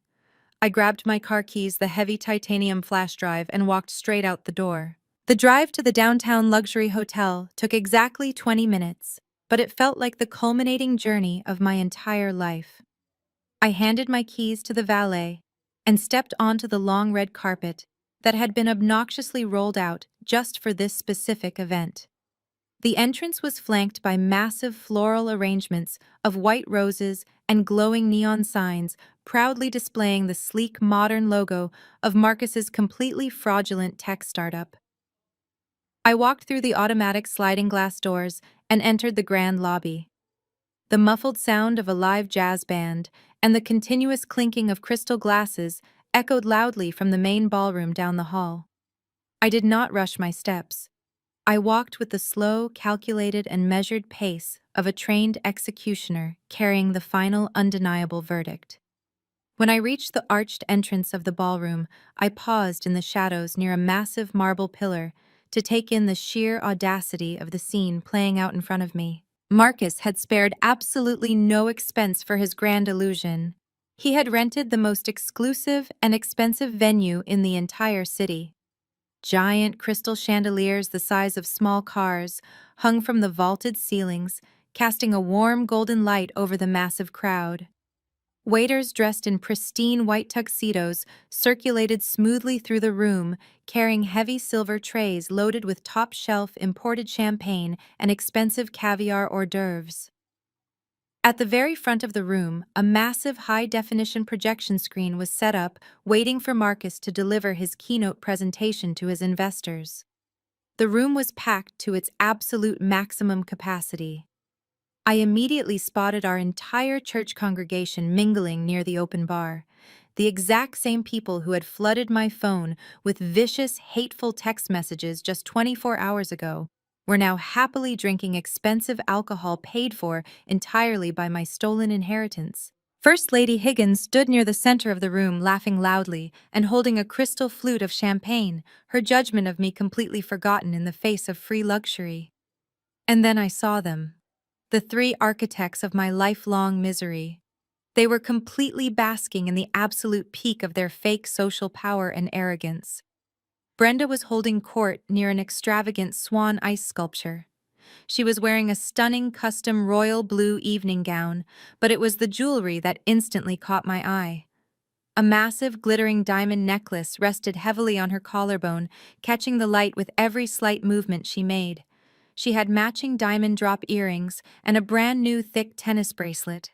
She had obviously wasted no time tapping into the newly stolen trust funds to instantly upgrade her matriarchal facade. She was completely surrounded by the senior church elders, nodding gracefully as they undoubtedly praised her for raising such an incredibly successful and generous son.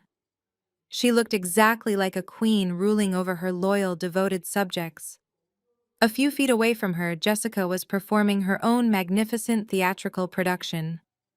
She was draped in a custom-made silk designer gown that clung perfectly to her figure. There was no visible sign of the fragile pregnancy she had so tearfully weaponized on social media the night before, but the church ladies surrounding her were fawning over her nonetheless. Jessica threw her head back in a loud, grating laugh, tossing her perfectly styled blonde hair over her bare shoulder. She was soaking in the endless validation and praise, completely intoxicated by her newly acquired wealth. She looked over the crowd with a smug, superior expression, firmly believing she had finally secured her permanent place among the wealthy city elite. Marcus was standing near the main stage, projecting the ultimate image of a brilliant self-made tech billionaire. He wore a bespoke dark velvet tuxedo and a heavy gold watch that I knew cost more than my first car. He was vigorously shaking hands with a small group of older men wearing dark, expensive suits. These were supposedly his high-level angel investors. But with my highly trained auditor's eye, I could clearly see the tense, aggressive body language of the men he was speaking to. Their tight smiles did not reach their cold, hard eyes. These were not legitimate Silicon Valley venture capitalists. These were the violent underground loan sharks Marcus owed his very life to. He was furiously shaking their hands and pointing up at the massive projection screen, likely promising them that their massive financial returns were finally secured and ready to be transferred into their accounts. They all looked so incredibly happy. They looked completely invincible. They had successfully built a towering, shimmering castle entirely out of my stolen blood and stolen money. They genuinely believed the storm had passed and that I had been permanently silenced. They thought the fraudulent power of attorney was locked safely in a legal briefcase, and that their horrific 25-year secret was buried forever. I stood quietly in the shadows, letting the cold, righteous anger sharpen my focus into a razor edge. I adjusted the lapels of my emerald green suit and felt the heavy weight of the titanium flash drive resting safely in my pocket. I took one final deep breath, filling my lungs with the sweet scent of their impending destruction. I stepped out from behind the marble pillar and walked directly into the bright, glowing light of the grand ballroom. I stepped out from behind the large marble pillar and walked directly into the bright, glowing light of the grand ballroom. The emerald green fabric of my suit caught the golden illumination of the crystal chandeliers. I kept my head held high and my posture straight. Projecting an aura of authority, I did not sneak into the room or hover near the edges.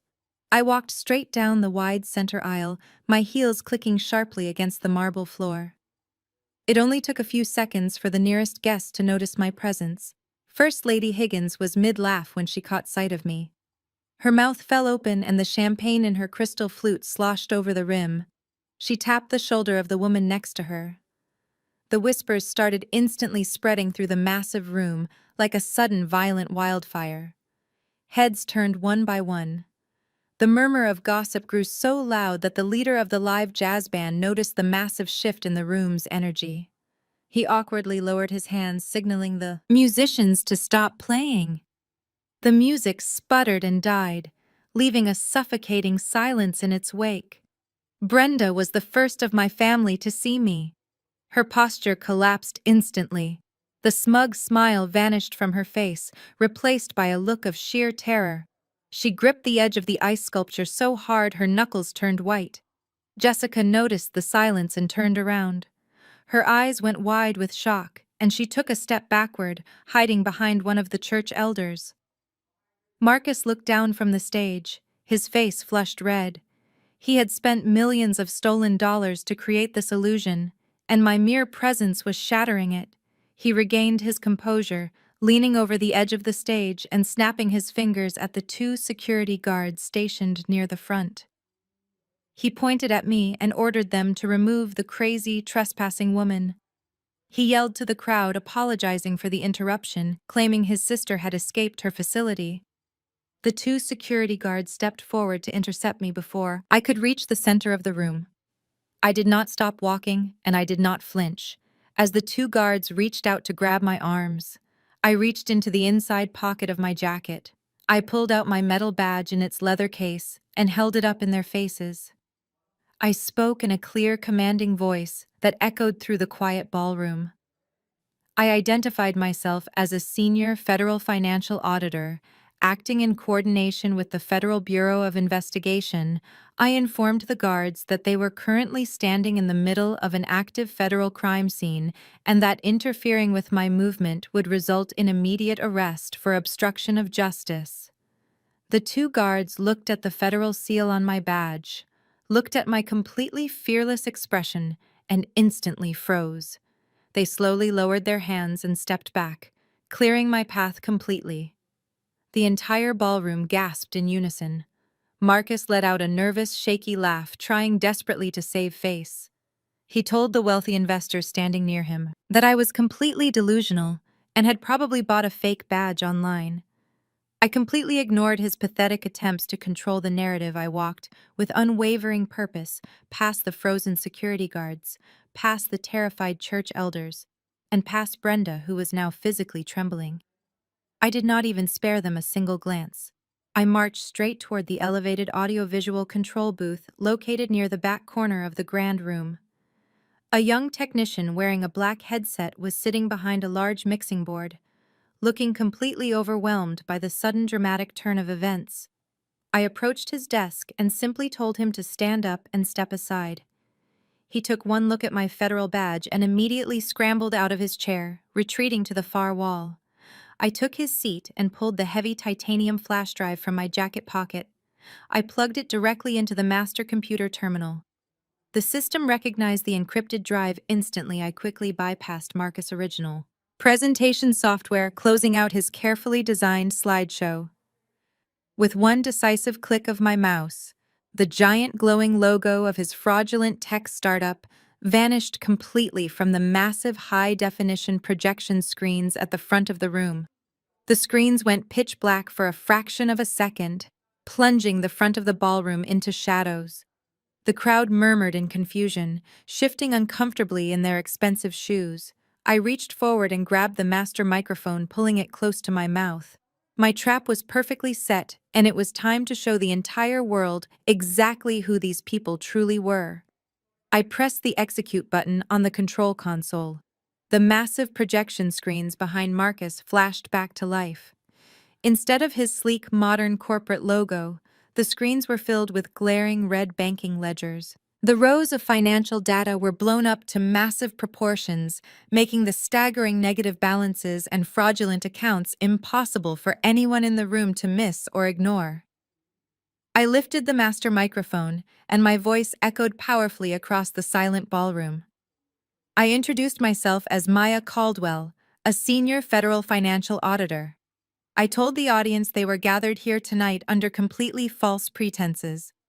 I pointed directly at Marcus, who was standing frozen on the stage under the harsh stage lights. I announced that the man standing before them was not a brilliant tech entrepreneur, but a desperate criminal operating a massive money laundering syndicate. A collective gasp ripped through the crowd. First Lady Higgins dropped her champagne glass, completely shattering it against the marble floor. I clicked the mouse to advance the slide deck. A complex flowchart appeared on the screens detailing the exact origins of his startup funding. I explained that legitimate tech companies secure their initial capital through rigorous venture capital firms and board-approved seed funding. I projected his internal company records showing that his business had generated absolutely zero revenue since its inception. He had no proprietary software developers and no actual commercial product to sell. His entire operation was nothing more than a hollow shell designed solely to clean dirty money. The lavish downtown office space, the imported luxury cars, and this very launch party were all completely funded by illicit cash. I advanced to the next slide, projecting a series of highly incriminating offshore bank statements. I turned my attention to the small group of older men standing near the front of the stage. I spoke directly to them, explaining that I knew exactly who they were and exactly how much Marcus owed them. I displayed the exorbitant interest rates and the violent collection timelines attached to his massive illicit loans. I told the entire room that these men were not elite angel investors but dangerous underground loan sharks. I projected the fake accounting ledgers Marcus had been sending them, proving he had been artificially inflating his numbers to buy himself more time. The older men suddenly looked furious, glaring violently at Marcus. Marcus was sweating profusely, backing away from them until his back hit the projection screen. The illusion of his elite corporate status was rapidly disintegrating right in front of their eyes. I did not stop there. I clicked the mouse one more time, projecting the final and most devastating piece of evidence. The screens displayed the exact digital wire transfer Marcus had executed just a few hours ago from his home computer. I walked the audience through the complex web of dummy corporations registered in Delaware, tracing the money trail directly to a secure offshore account in the Caribbean. I stated the exact amount of the transfer for everyone to hear loudly and clearly. $5,200,000. I looked right at Jessica, who was trembling near the ice sculpture. I told the angry loan sharks that Marcus had absolutely no intention of ever paying them back their money. He was planning to use this massive stolen fortune to flee to Hawaii with his wife and leave his dangerous debts entirely behind. The sheer magnitude of the betrayal sent a massive shockwave through the ballroom. The loan sharks began shouting aggressively at Marcus, demanding their money immediately. Several of them stepped forward onto the stage, cornering him completely. The wealthy private investors, who had actually considered writing him legitimate checks, realized they had narrowly avoided a massive financial disaster. They immediately pulled out their phones to call their legal teams. The church elders who had praised Brenda and Marcus just moments ago were now staring at them with absolute disgust and horror. Brenda covered her face with her hands, trying to hide from the devastating public humiliation. Jessica tried to shrink into the background, attempting to physically distance herself from her husband. But the spotlight of federal guilt was shining directly on her as well. Marcus looked like a terrified animal, desperately looking for an exit. He yelled at the security guards to stop me, but the guards he had hired were now blocking the doors, unwilling to let a prime federal suspect escape the room. The entire fraudulent empire they had spent 25 years building was completely reduced to ash in less than 5 minutes. I stood in the control booth watching the utter chaos unfold. My surgical financial takedown was entirely perfect, leaving no room for denial or escape.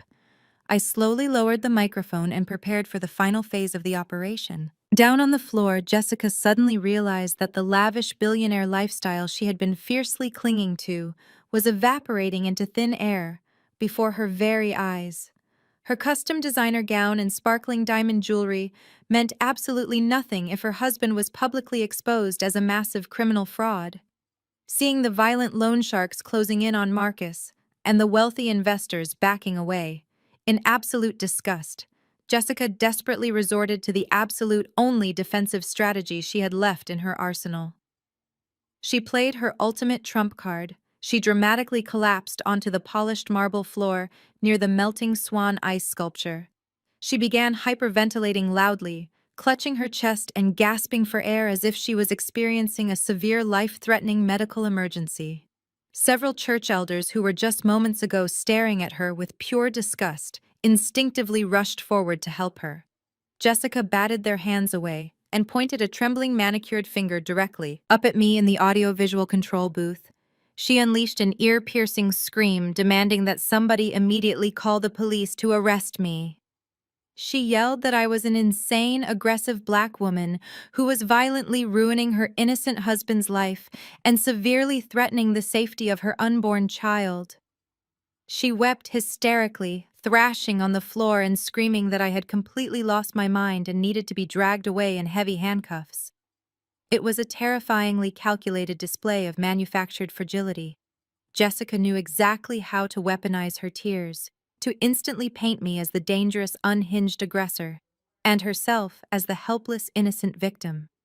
She wanted the wealthy crowd to forget all the hard financial evidence I had just presented and focus entirely on her highly theatrical distress.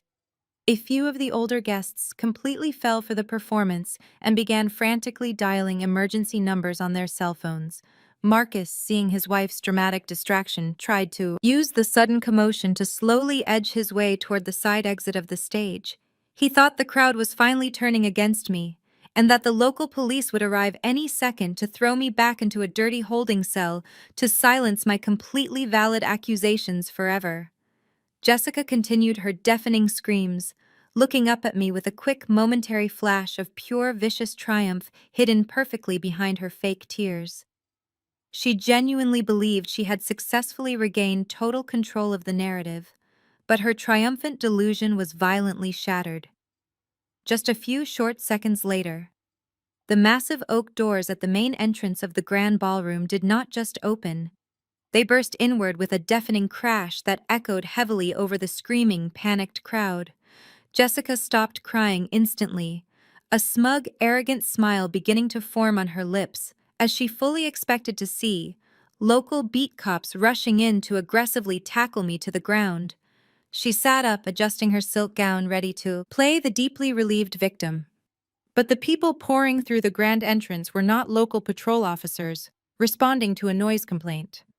It was a massive, highly coordinated team of federal agents, over a dozen men and women, wearing heavy, dark tactical vests, emblazoned with bright yellow letters, spelling FBI, stormed aggressively into the room.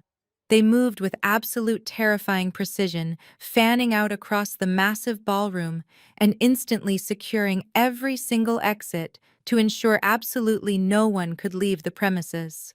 The lead agent, a tall, broad-shouldered man I immediately recognized as Agent Miller, walked straight down the wide center aisle. He raised his hands and shouted with a booming, authoritative voice, ordering every single person in the room to stay exactly where they were and keep their hands clearly visible. The entire ballroom instantly descended into absolute, unprecedented chaos.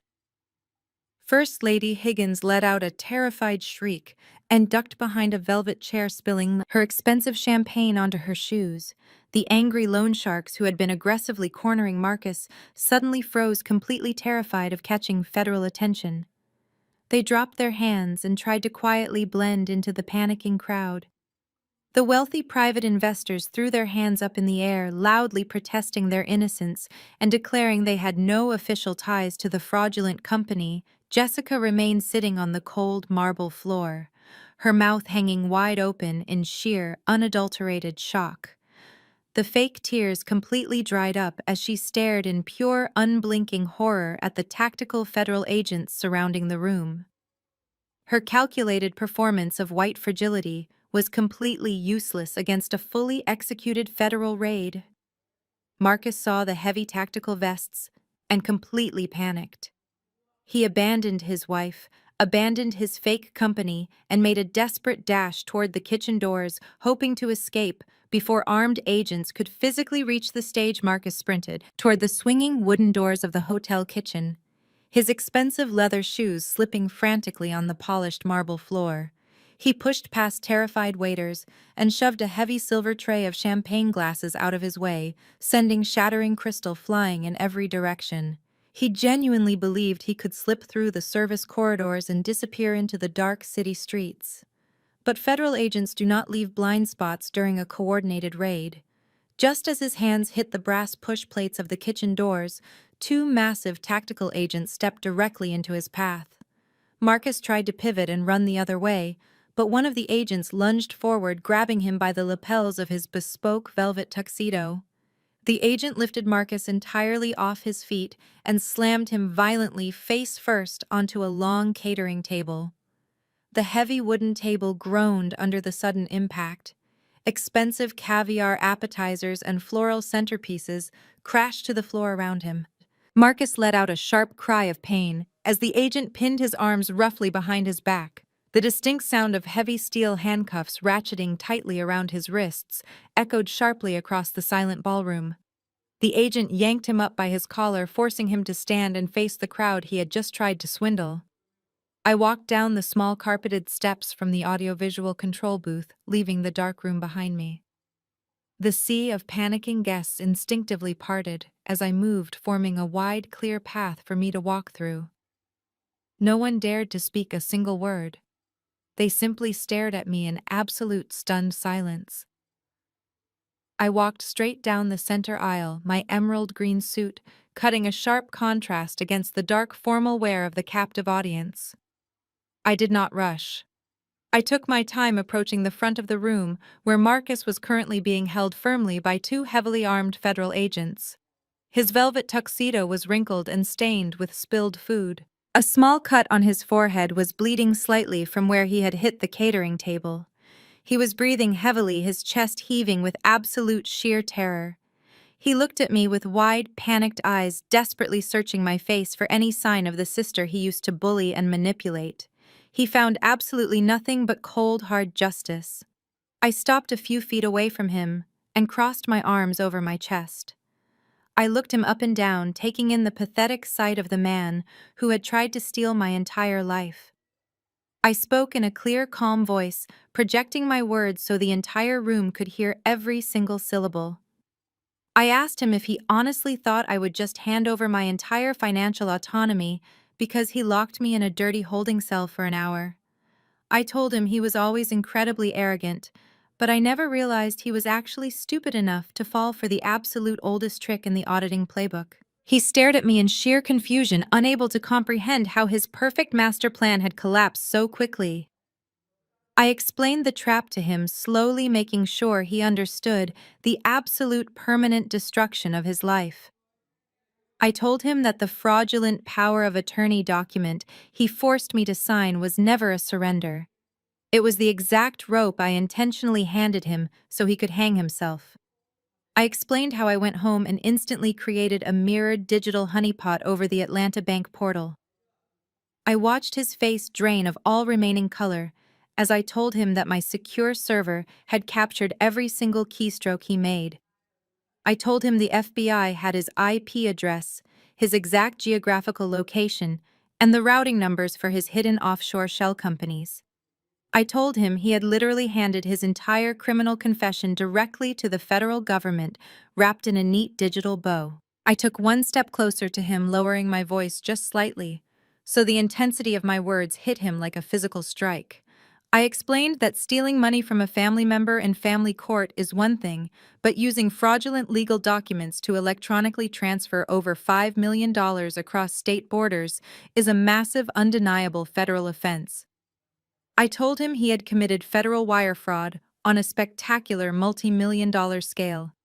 I stared directly into his terrified eyes and delivered the final crushing blow.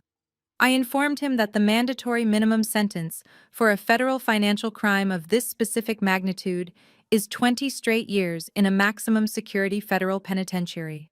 I reminded him that the federal system does not offer parole for good behavior. The mathematical reality of his situation finally crashed down upon him. 20 years. He would be an old, broken man before he ever saw the outside of a prison wall again. His arrogant facade completely shattered into a million tiny, unrecoverable pieces. Marcus, the flashy tech CEO and the golden child of the family, completely broke down right there in front of everyone. His knees buckled entirely, forcing the two federal agents to hold him up by his armpits to keep him from collapsing onto the marble floor. He began to sob uncontrollably. It was not a quiet, dignified cry. It was a loud, ugly, hysterical wailing. He cried exactly like a terrified child. He begged the federal agents to let him go, swearing he would give all the money back immediately. He looked frantically over his shoulder toward his mother and his wife, desperately pleading for them to do something to save him. But Brenda and Jessica were completely frozen in their own individual terror, unable to offer him a single shred of comfort. I stood there and watched him weep openly in front of his investors and his church congregation. I did not feel a single drop of pity or remorse. He was finally paying his debt in full. As the agonizing echoes of Marcus sobbing filled the grand ballroom, my attention deliberately shifted away from his pathetic display on the floor. I turned my gaze toward the extravagant swan ice sculpture where Brenda had been standing just moments ago. The majestic matriarch who had spent the entire evening soaking up the adoration of the church elders was currently attempting a desperate, cowardly retreat. while the entire room was completely mesmerized by the dramatic downfall of her golden child. Brenda was slowly inching backward toward the heavy velvet curtains that concealed a small service corridor. She moved with agonizing caution, keeping her head down and her posture stooped, hoping the surrounding chaos would perfectly mask her silent escape. She genuinely thought she could just slip away into the dark night and simply disappear just like she did 25 years ago. But she had completely underestimated the absolute thoroughness of my master plan. Just as her manicured hand reached out to grasp the edge of the dark velvet curtain, the side doors adjacent to the corridor violently swung open. Brenda instantly recoiled, taking several rapid steps backward. Her eyes widened in pure, unadulterated shock as she stared at the people walking through the heavy wooden frame. It was not the local hotel security guards coming to assist her escape. It was Detective Vance from the Atlanta Police Department, dressed in a sharp dark suit with his gold badge prominently displayed on his belt. Flanking him on either side were Chloe and our biological mother, Brenda, completely froze, her expensive diamond necklace sparkling mockingly under the bright chandelier lights. Her mouth opened and closed repeatedly, but absolutely no sound came out. The blood rapidly drained from her face, leaving her looking incredibly pale and sickly. She recognized the frail woman standing before her immediately, the woman she had worked for, the woman she had ruthlessly betrayed, the woman whose precious infant she had stolen away in the middle of a sunny afternoon. Our biological mother looked at Brenda not with the fragile weakness of a stroke survivor, but with the fierce, indestructible strength of a mother who had finally hunted down the monster who destroyed her family. Detective Vance stepped forward, closing the distance between them with long, authoritative strides. He did not lower his voice to spare her any public embarrassment. He completely commanded the room, his deep, booming voice easily cutting through the remaining murmurs of the stunned crowd. He looked Brenda directly in the eyes and officially identified her by her original legal name, the name she had buried under decades of calculated forgery and lies. He pulled a pair of heavy steel handcuffs from his belt and firmly ordered her to turn around and place her hands behind her back. Brenda began violently shaking, her perfect, pious church persona completely disintegrating into a million jagged pieces. She desperately looked toward the congregation that had worshipped her for years, silently begging them to intervene. But the church elders physically recoiled from her. Pastor Higgins stepped forward, his face contorted in a mixture of absolute horror and profound disgust. He demanded to know exactly what was going on. Detective Vance turned slightly toward the pastor, and the crowd projecting his voice even louder. He officially announced that he was executing a federal fugitive warrant. He declared that the woman standing before them was being placed under immediate arrest for the aggravated kidnapping of a minor 25 years ago, massive identity theft, and the grand larceny of over $3 million from a generational trust fund. The collective gasp from the church congregation was absolutely deafening. The people who had blindly followed her, the people who had sent me dozens of vicious, hateful text messages, calling me a monster, were now staring at the actual monster standing right in their midst. First, Lady Higgins physically turned her back on Brenda, shaking her head in total revulsion. The absolute worst punishment for a narcissist like Brenda was not just the impending prison sentence. It was the complete permanent loss of her pristine public image. She was no longer the devoted, loving matriarch of their community. She was a highly calculated predator who had used their sacred sanctuary as a convenient hiding place. Detective Vance grabbed her arms and roughly secured the steel handcuffs around her wrists. The sharp clicking sound echoed beautifully across the room. He began loudly reading her Miranda rights, declaring she had the right to remain silent. A right she definitely should have exercised decades ago. Brenda then finally broke completely. Her knees gave out and she collapsed against the detective, sobbing uncontrollably. She wailed, claiming she gave me a good home, but the truth was out. Nobody believed a single word she ever said anymore.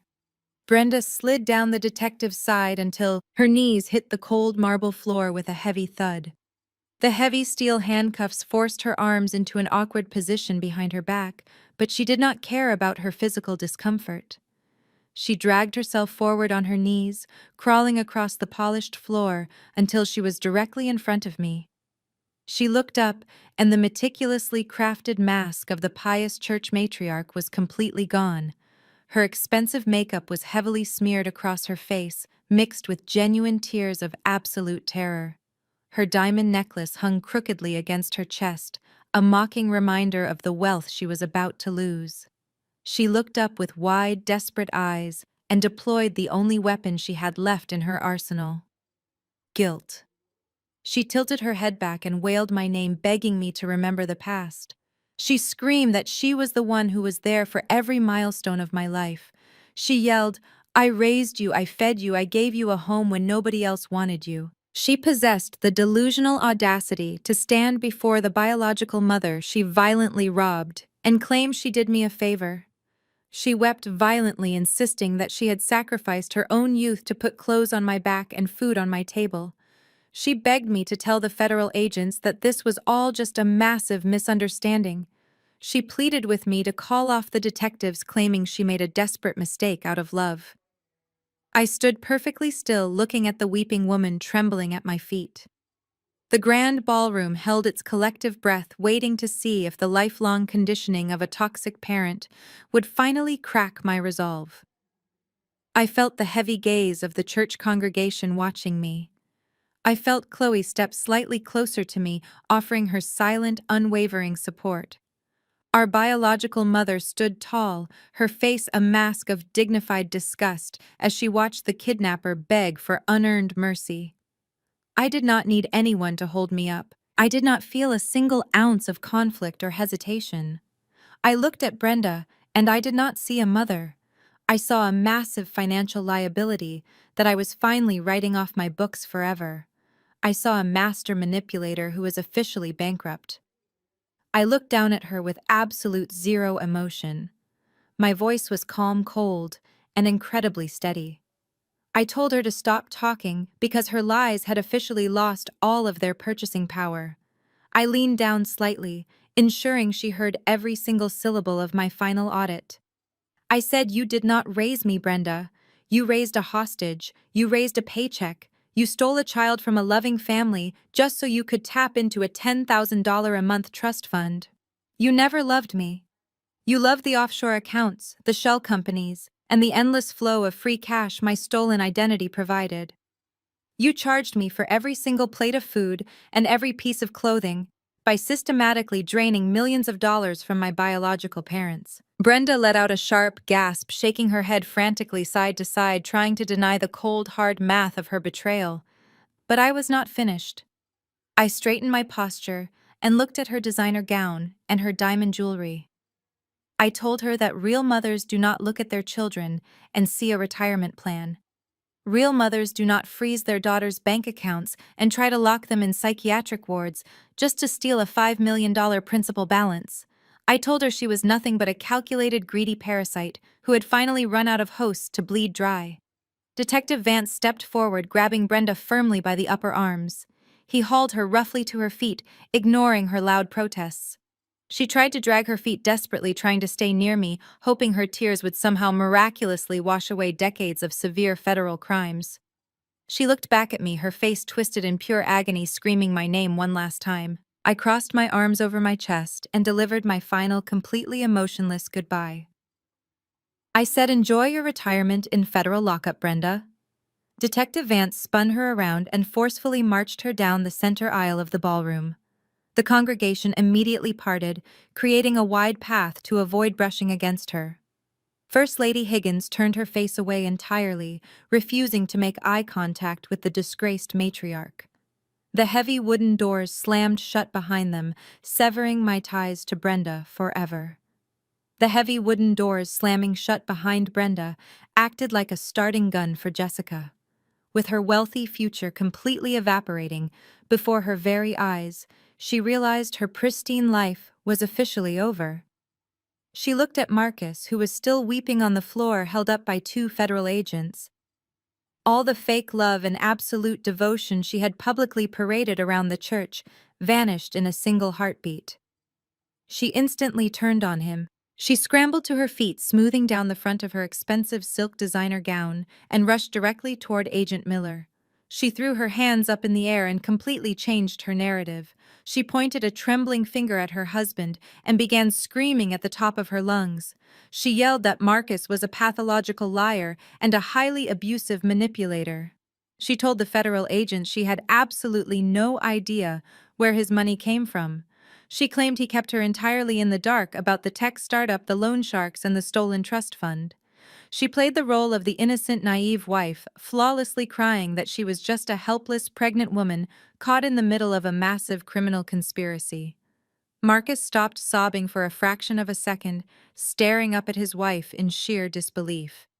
The woman he had literally risked a 20-year federal prison sentence to please was currently throwing him under a massive bus without a single second of hesitation. He whispered her name, but she fiercely told him to shut his mouth. She turned back to Agent Miller, her eyes wide and overflowing with heavy tears. She unleashed her ultimate defense mechanism, the exact same white tears she had successfully used to manipulate the bank manager just yesterday morning. She begged the tall federal agent to let her leave the ballroom so she could go home and protect her unborn child from this terrifying trauma.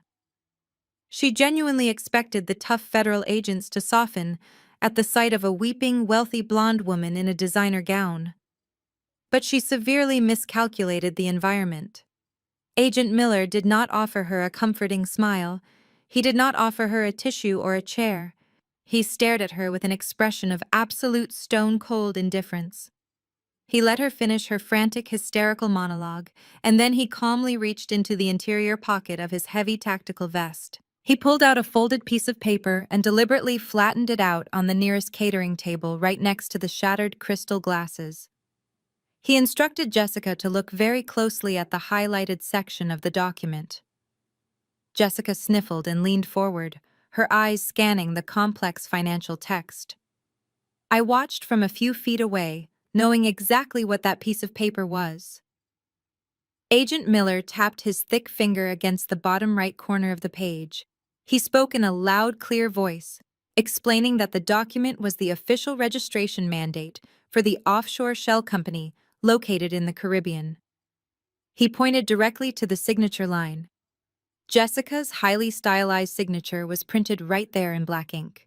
She was not just a passive beneficiary of her husband's massive crimes. She had willingly signed her name as an official co-signer and primary stakeholder on the international money laundering accounts. Agent Miller explained that the federal government does not consider primary corporate officers to be innocent, naive bystanders. The color completely drained from Jessica's face. The fake tears instantly stopped falling. She backed away from the table, shaking her head in frantic denial, claiming her husband must have forged her handwriting. But the absolute final nail in her perfectly manicured coffin was delivered by the hotel banquet manager. He nervously approached the tense circle holding a digital payment terminal. He cleared his throat and addressed Jessica, directly stating that the premium black credit card she had placed on file for the open bar and the catering deposit had just been violently declined. Jessica frantically snatched her expensive smartphone from her clutch purse. Her hands were shaking so badly she could barely unlock the screen. She opened her banking application to check her balances. I knew exactly what she was seeing, because I had briefed Agent Miller to initiate the asset freeze precisely 10 minutes ago. A massive bright red banner completely covered her screen.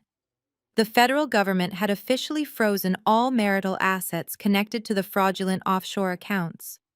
Her checking accounts, her savings, her credit lines, and her premium investment portfolios were all completely locked. She was instantly reduced to absolute zero. She looked up from her phone, completely horrified.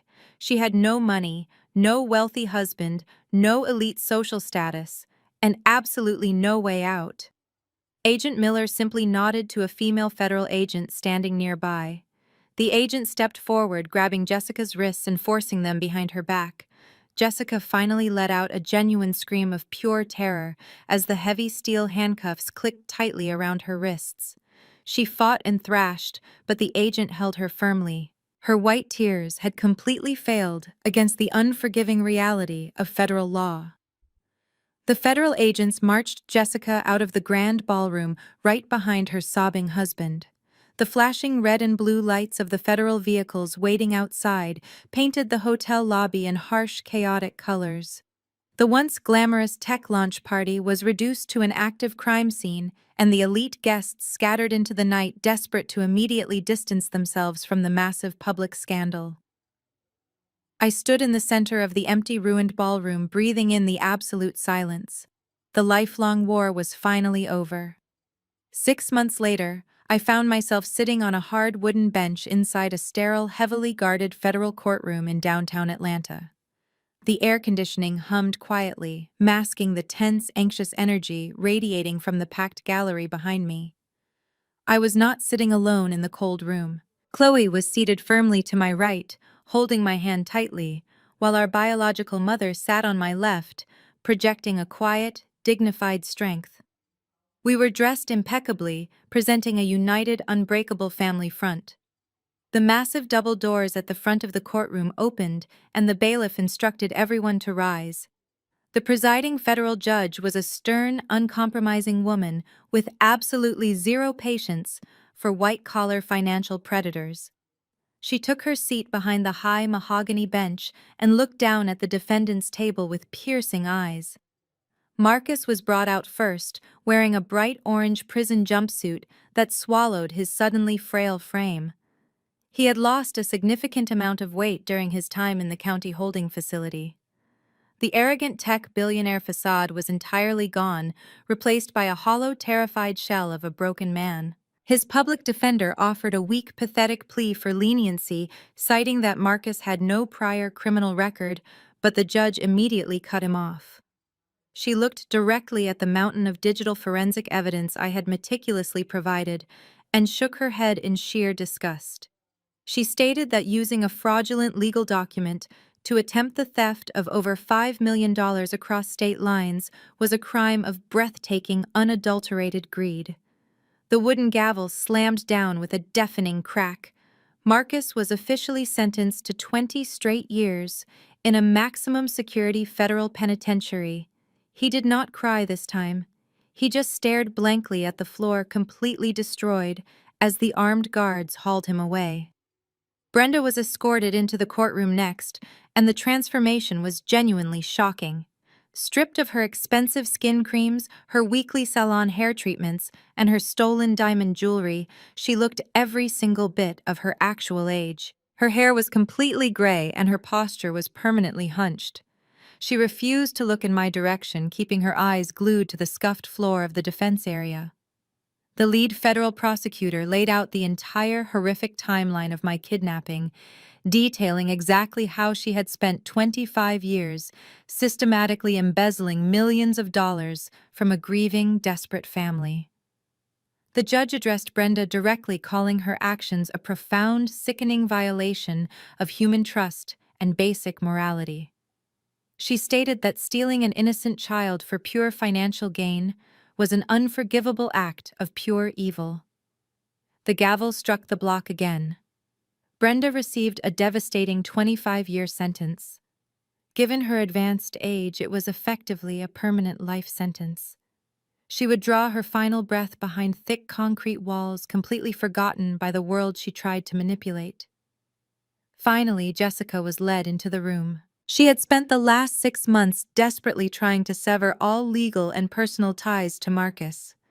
She filed for an expedited divorce and hired a sleazy defense attorney, using the absolute last of her parents' drained retirement savings. She attempted to play the ultimate victim card, arguing she was heavily coerced into signing the offshore banking documents. She claimed she was just a naive pregnant housewife completely terrified of her husband's violent underground loan sharks. But the federal prosecutors completely dismantled her fragile defense. They presented a massive, undeniable trail of text messages and luxury purchase receipts, proving she was an enthusiastic and highly willing accessory to the massive wire fraud. She knew exactly where the stolen money was coming from, and she happily spent it to aggressively elevate her own social status. The judge looked right through her manufactured white tears and sentenced her to 7 hard years in a federal correctional facility. Jessica's shrill, entitled screams echoed down the long marble hallway as the bailiffs dragged her forcefully out of the courtroom. The toxic parasitic family that had suffocated me for my entire life was officially and entirely erased from society. Their remaining assets were completely seized by the federal government to pay restitution, and their names became a shameful cautionary tale whispered in the back rows of our old church congregation. I walked out of the heavy courthouse doors and stepped into the bright, warm afternoon sun. I took a deep, clean breath of fresh air, feeling a profound, absolute sense of genuine freedom. I linked arms with Chloe and our mother, ready to finally begin the beautiful life they had violently stolen from me. We left the concrete steps of the federal courthouse entirely behind us and never looked back.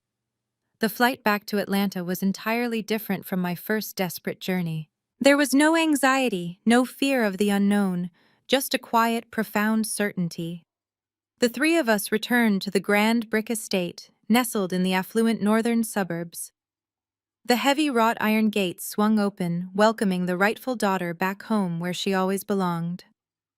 Now, months after the trial concluded, I find myself sitting on the expansive wrap-around porch of the Caldwell estate. The late afternoon sun filters through the ancient oak trees, casting a warm golden glow across the perfectly manicured lawn. I am holding a delicate porcelain cup filled with sweet jasmine tea.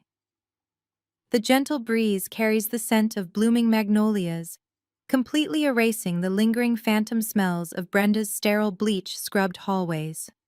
Chloe sits in a plush wicker chair beside me, laughing at a story our mother is telling us. Our mother looks years younger now. The heavy, suffocating weight of her 25-year grief has entirely lifted from her fragile shoulders. The color has returned to her cheeks, and her smile is radiant and genuine. I look at the two women sitting beside me and I finally understand the true definition of family. For 33 years, Brenda weaponized the concept of family to keep me compliant. She used the word daughter like a heavy iron chain tying me to her endless financial demands and toxic manipulation. She demanded gratitude for simply not abandoning the child she had violently stolen. Marcus and Jessica used the word sister as a convenient tool to exploit my credit score and fund their fraudulent billionaire lifestyle. They all believed that claiming me gave them the absolute right to consume me. But sitting here on this porch, I realize that true family is not about who simply claims you. It is entirely about who actually values you. True family does not see you as a monthly paycheck, a hostage, or a convenient scapegoat. They see you as a human being deserving of unconditional love and absolute respect. My father spent his entire life and his massive fortune turning over every single stone in the country just to find me. My mother survived decades of unimaginable heartbreak, just hoping she would one day see my face again. Chloe instantly risked her own safety to hand me the exact police files I needed to destroy my captors. That is what real family does. They protect you. They fight for you. I am no longer the terrified, obedient girl who tiptoed around a house filled with lies. I am no longer just a cold, calculating financial auditor hiding behind spreadsheets and corporate firewalls to avoid dealing with my own painful reality. I am Maya Caldwell. I am the daughter of a man who loved me enough to search until his dying breath. I am the sister of a woman who never stopped believing I was out there. I finally have my real name, my real identity, and the massive generational wealth that was always legally mine. The stolen funds that the federal government managed to recover from Jessica's frozen accounts and Brenda's hidden offshore shell companies were safely returned to the Caldwell Family Trust. But the money is entirely secondary. The true victory is the absolute peace I feel sitting on this porch, knowing the monsters who stole my childhood are currently sitting in small concrete cells, stripped of their names, their pride, and their freedom. I take a slow sip of my jasmine tea and look directly at you listening to my story. Sometimes the people who demand your absolute loyalty are the exact same people secretly plotting your ultimate destruction. Sometimes you have to stop being the peacekeeper and start being the auditor of your own life. You have to look at the ledgers, analyze the behaviors, and completely bankrupt the toxic people who are draining your soul. I burned a massive criminal empire to the ground using nothing but financial records and the unadulterated truth. So I have to ask you a question. Have you ever had to use the truth to destroy people who built their lives on lies? Drop your story in the comments. Like and subscribe to keep breaking generational curses. Maya's journey powerfully illustrates a difficult but vital lesson. The title of family is not a free pass for exploitation. For decades, her captors weaponized guilt, obligation, and the concept of familial duty to keep her compliant while they systematically drained her resources. This highlights a harsh reality that many face. Toxic people will often use the sacred bond of family as an impenetrable shield to hide their abusive behavior. They demand unconditional blind loyalty while offering only conditional transactional affection in return. The defining turning point in the narrative is not just the shocking discovery of the kidnapping, but Maya's active decision to stop playing the role of the terrified, obedient daughter. By applying her professional auditing skills to her personal life, she teaches us the profound importance of looking at our relationships through a lens of objective reality rather than emotional manipulation. We must be willing to examine the ledgers of our own lives. We have to ask ourselves hard questions. Are the people around us genuinely investing in our well-being and growth, or are they constantly making emotional, mental, and financial withdrawals? Breaking free from a deeply toxic environment requires immense courage, especially when it means dismantling the only reality you have ever known. Maya's story is an extreme example, but the core truth remains universal. We are never obligated to set ourselves on fire just to keep our abusers warm. True love protects values and uplifts. It does not launch smear campaigns, manipulate your reality, or demand your life as a ransom payment. Take a close look at the relationships in your own life. Carefully audit the people who demand your loyalty and have the courage to permanently cut ties with anyone who costs you your peace.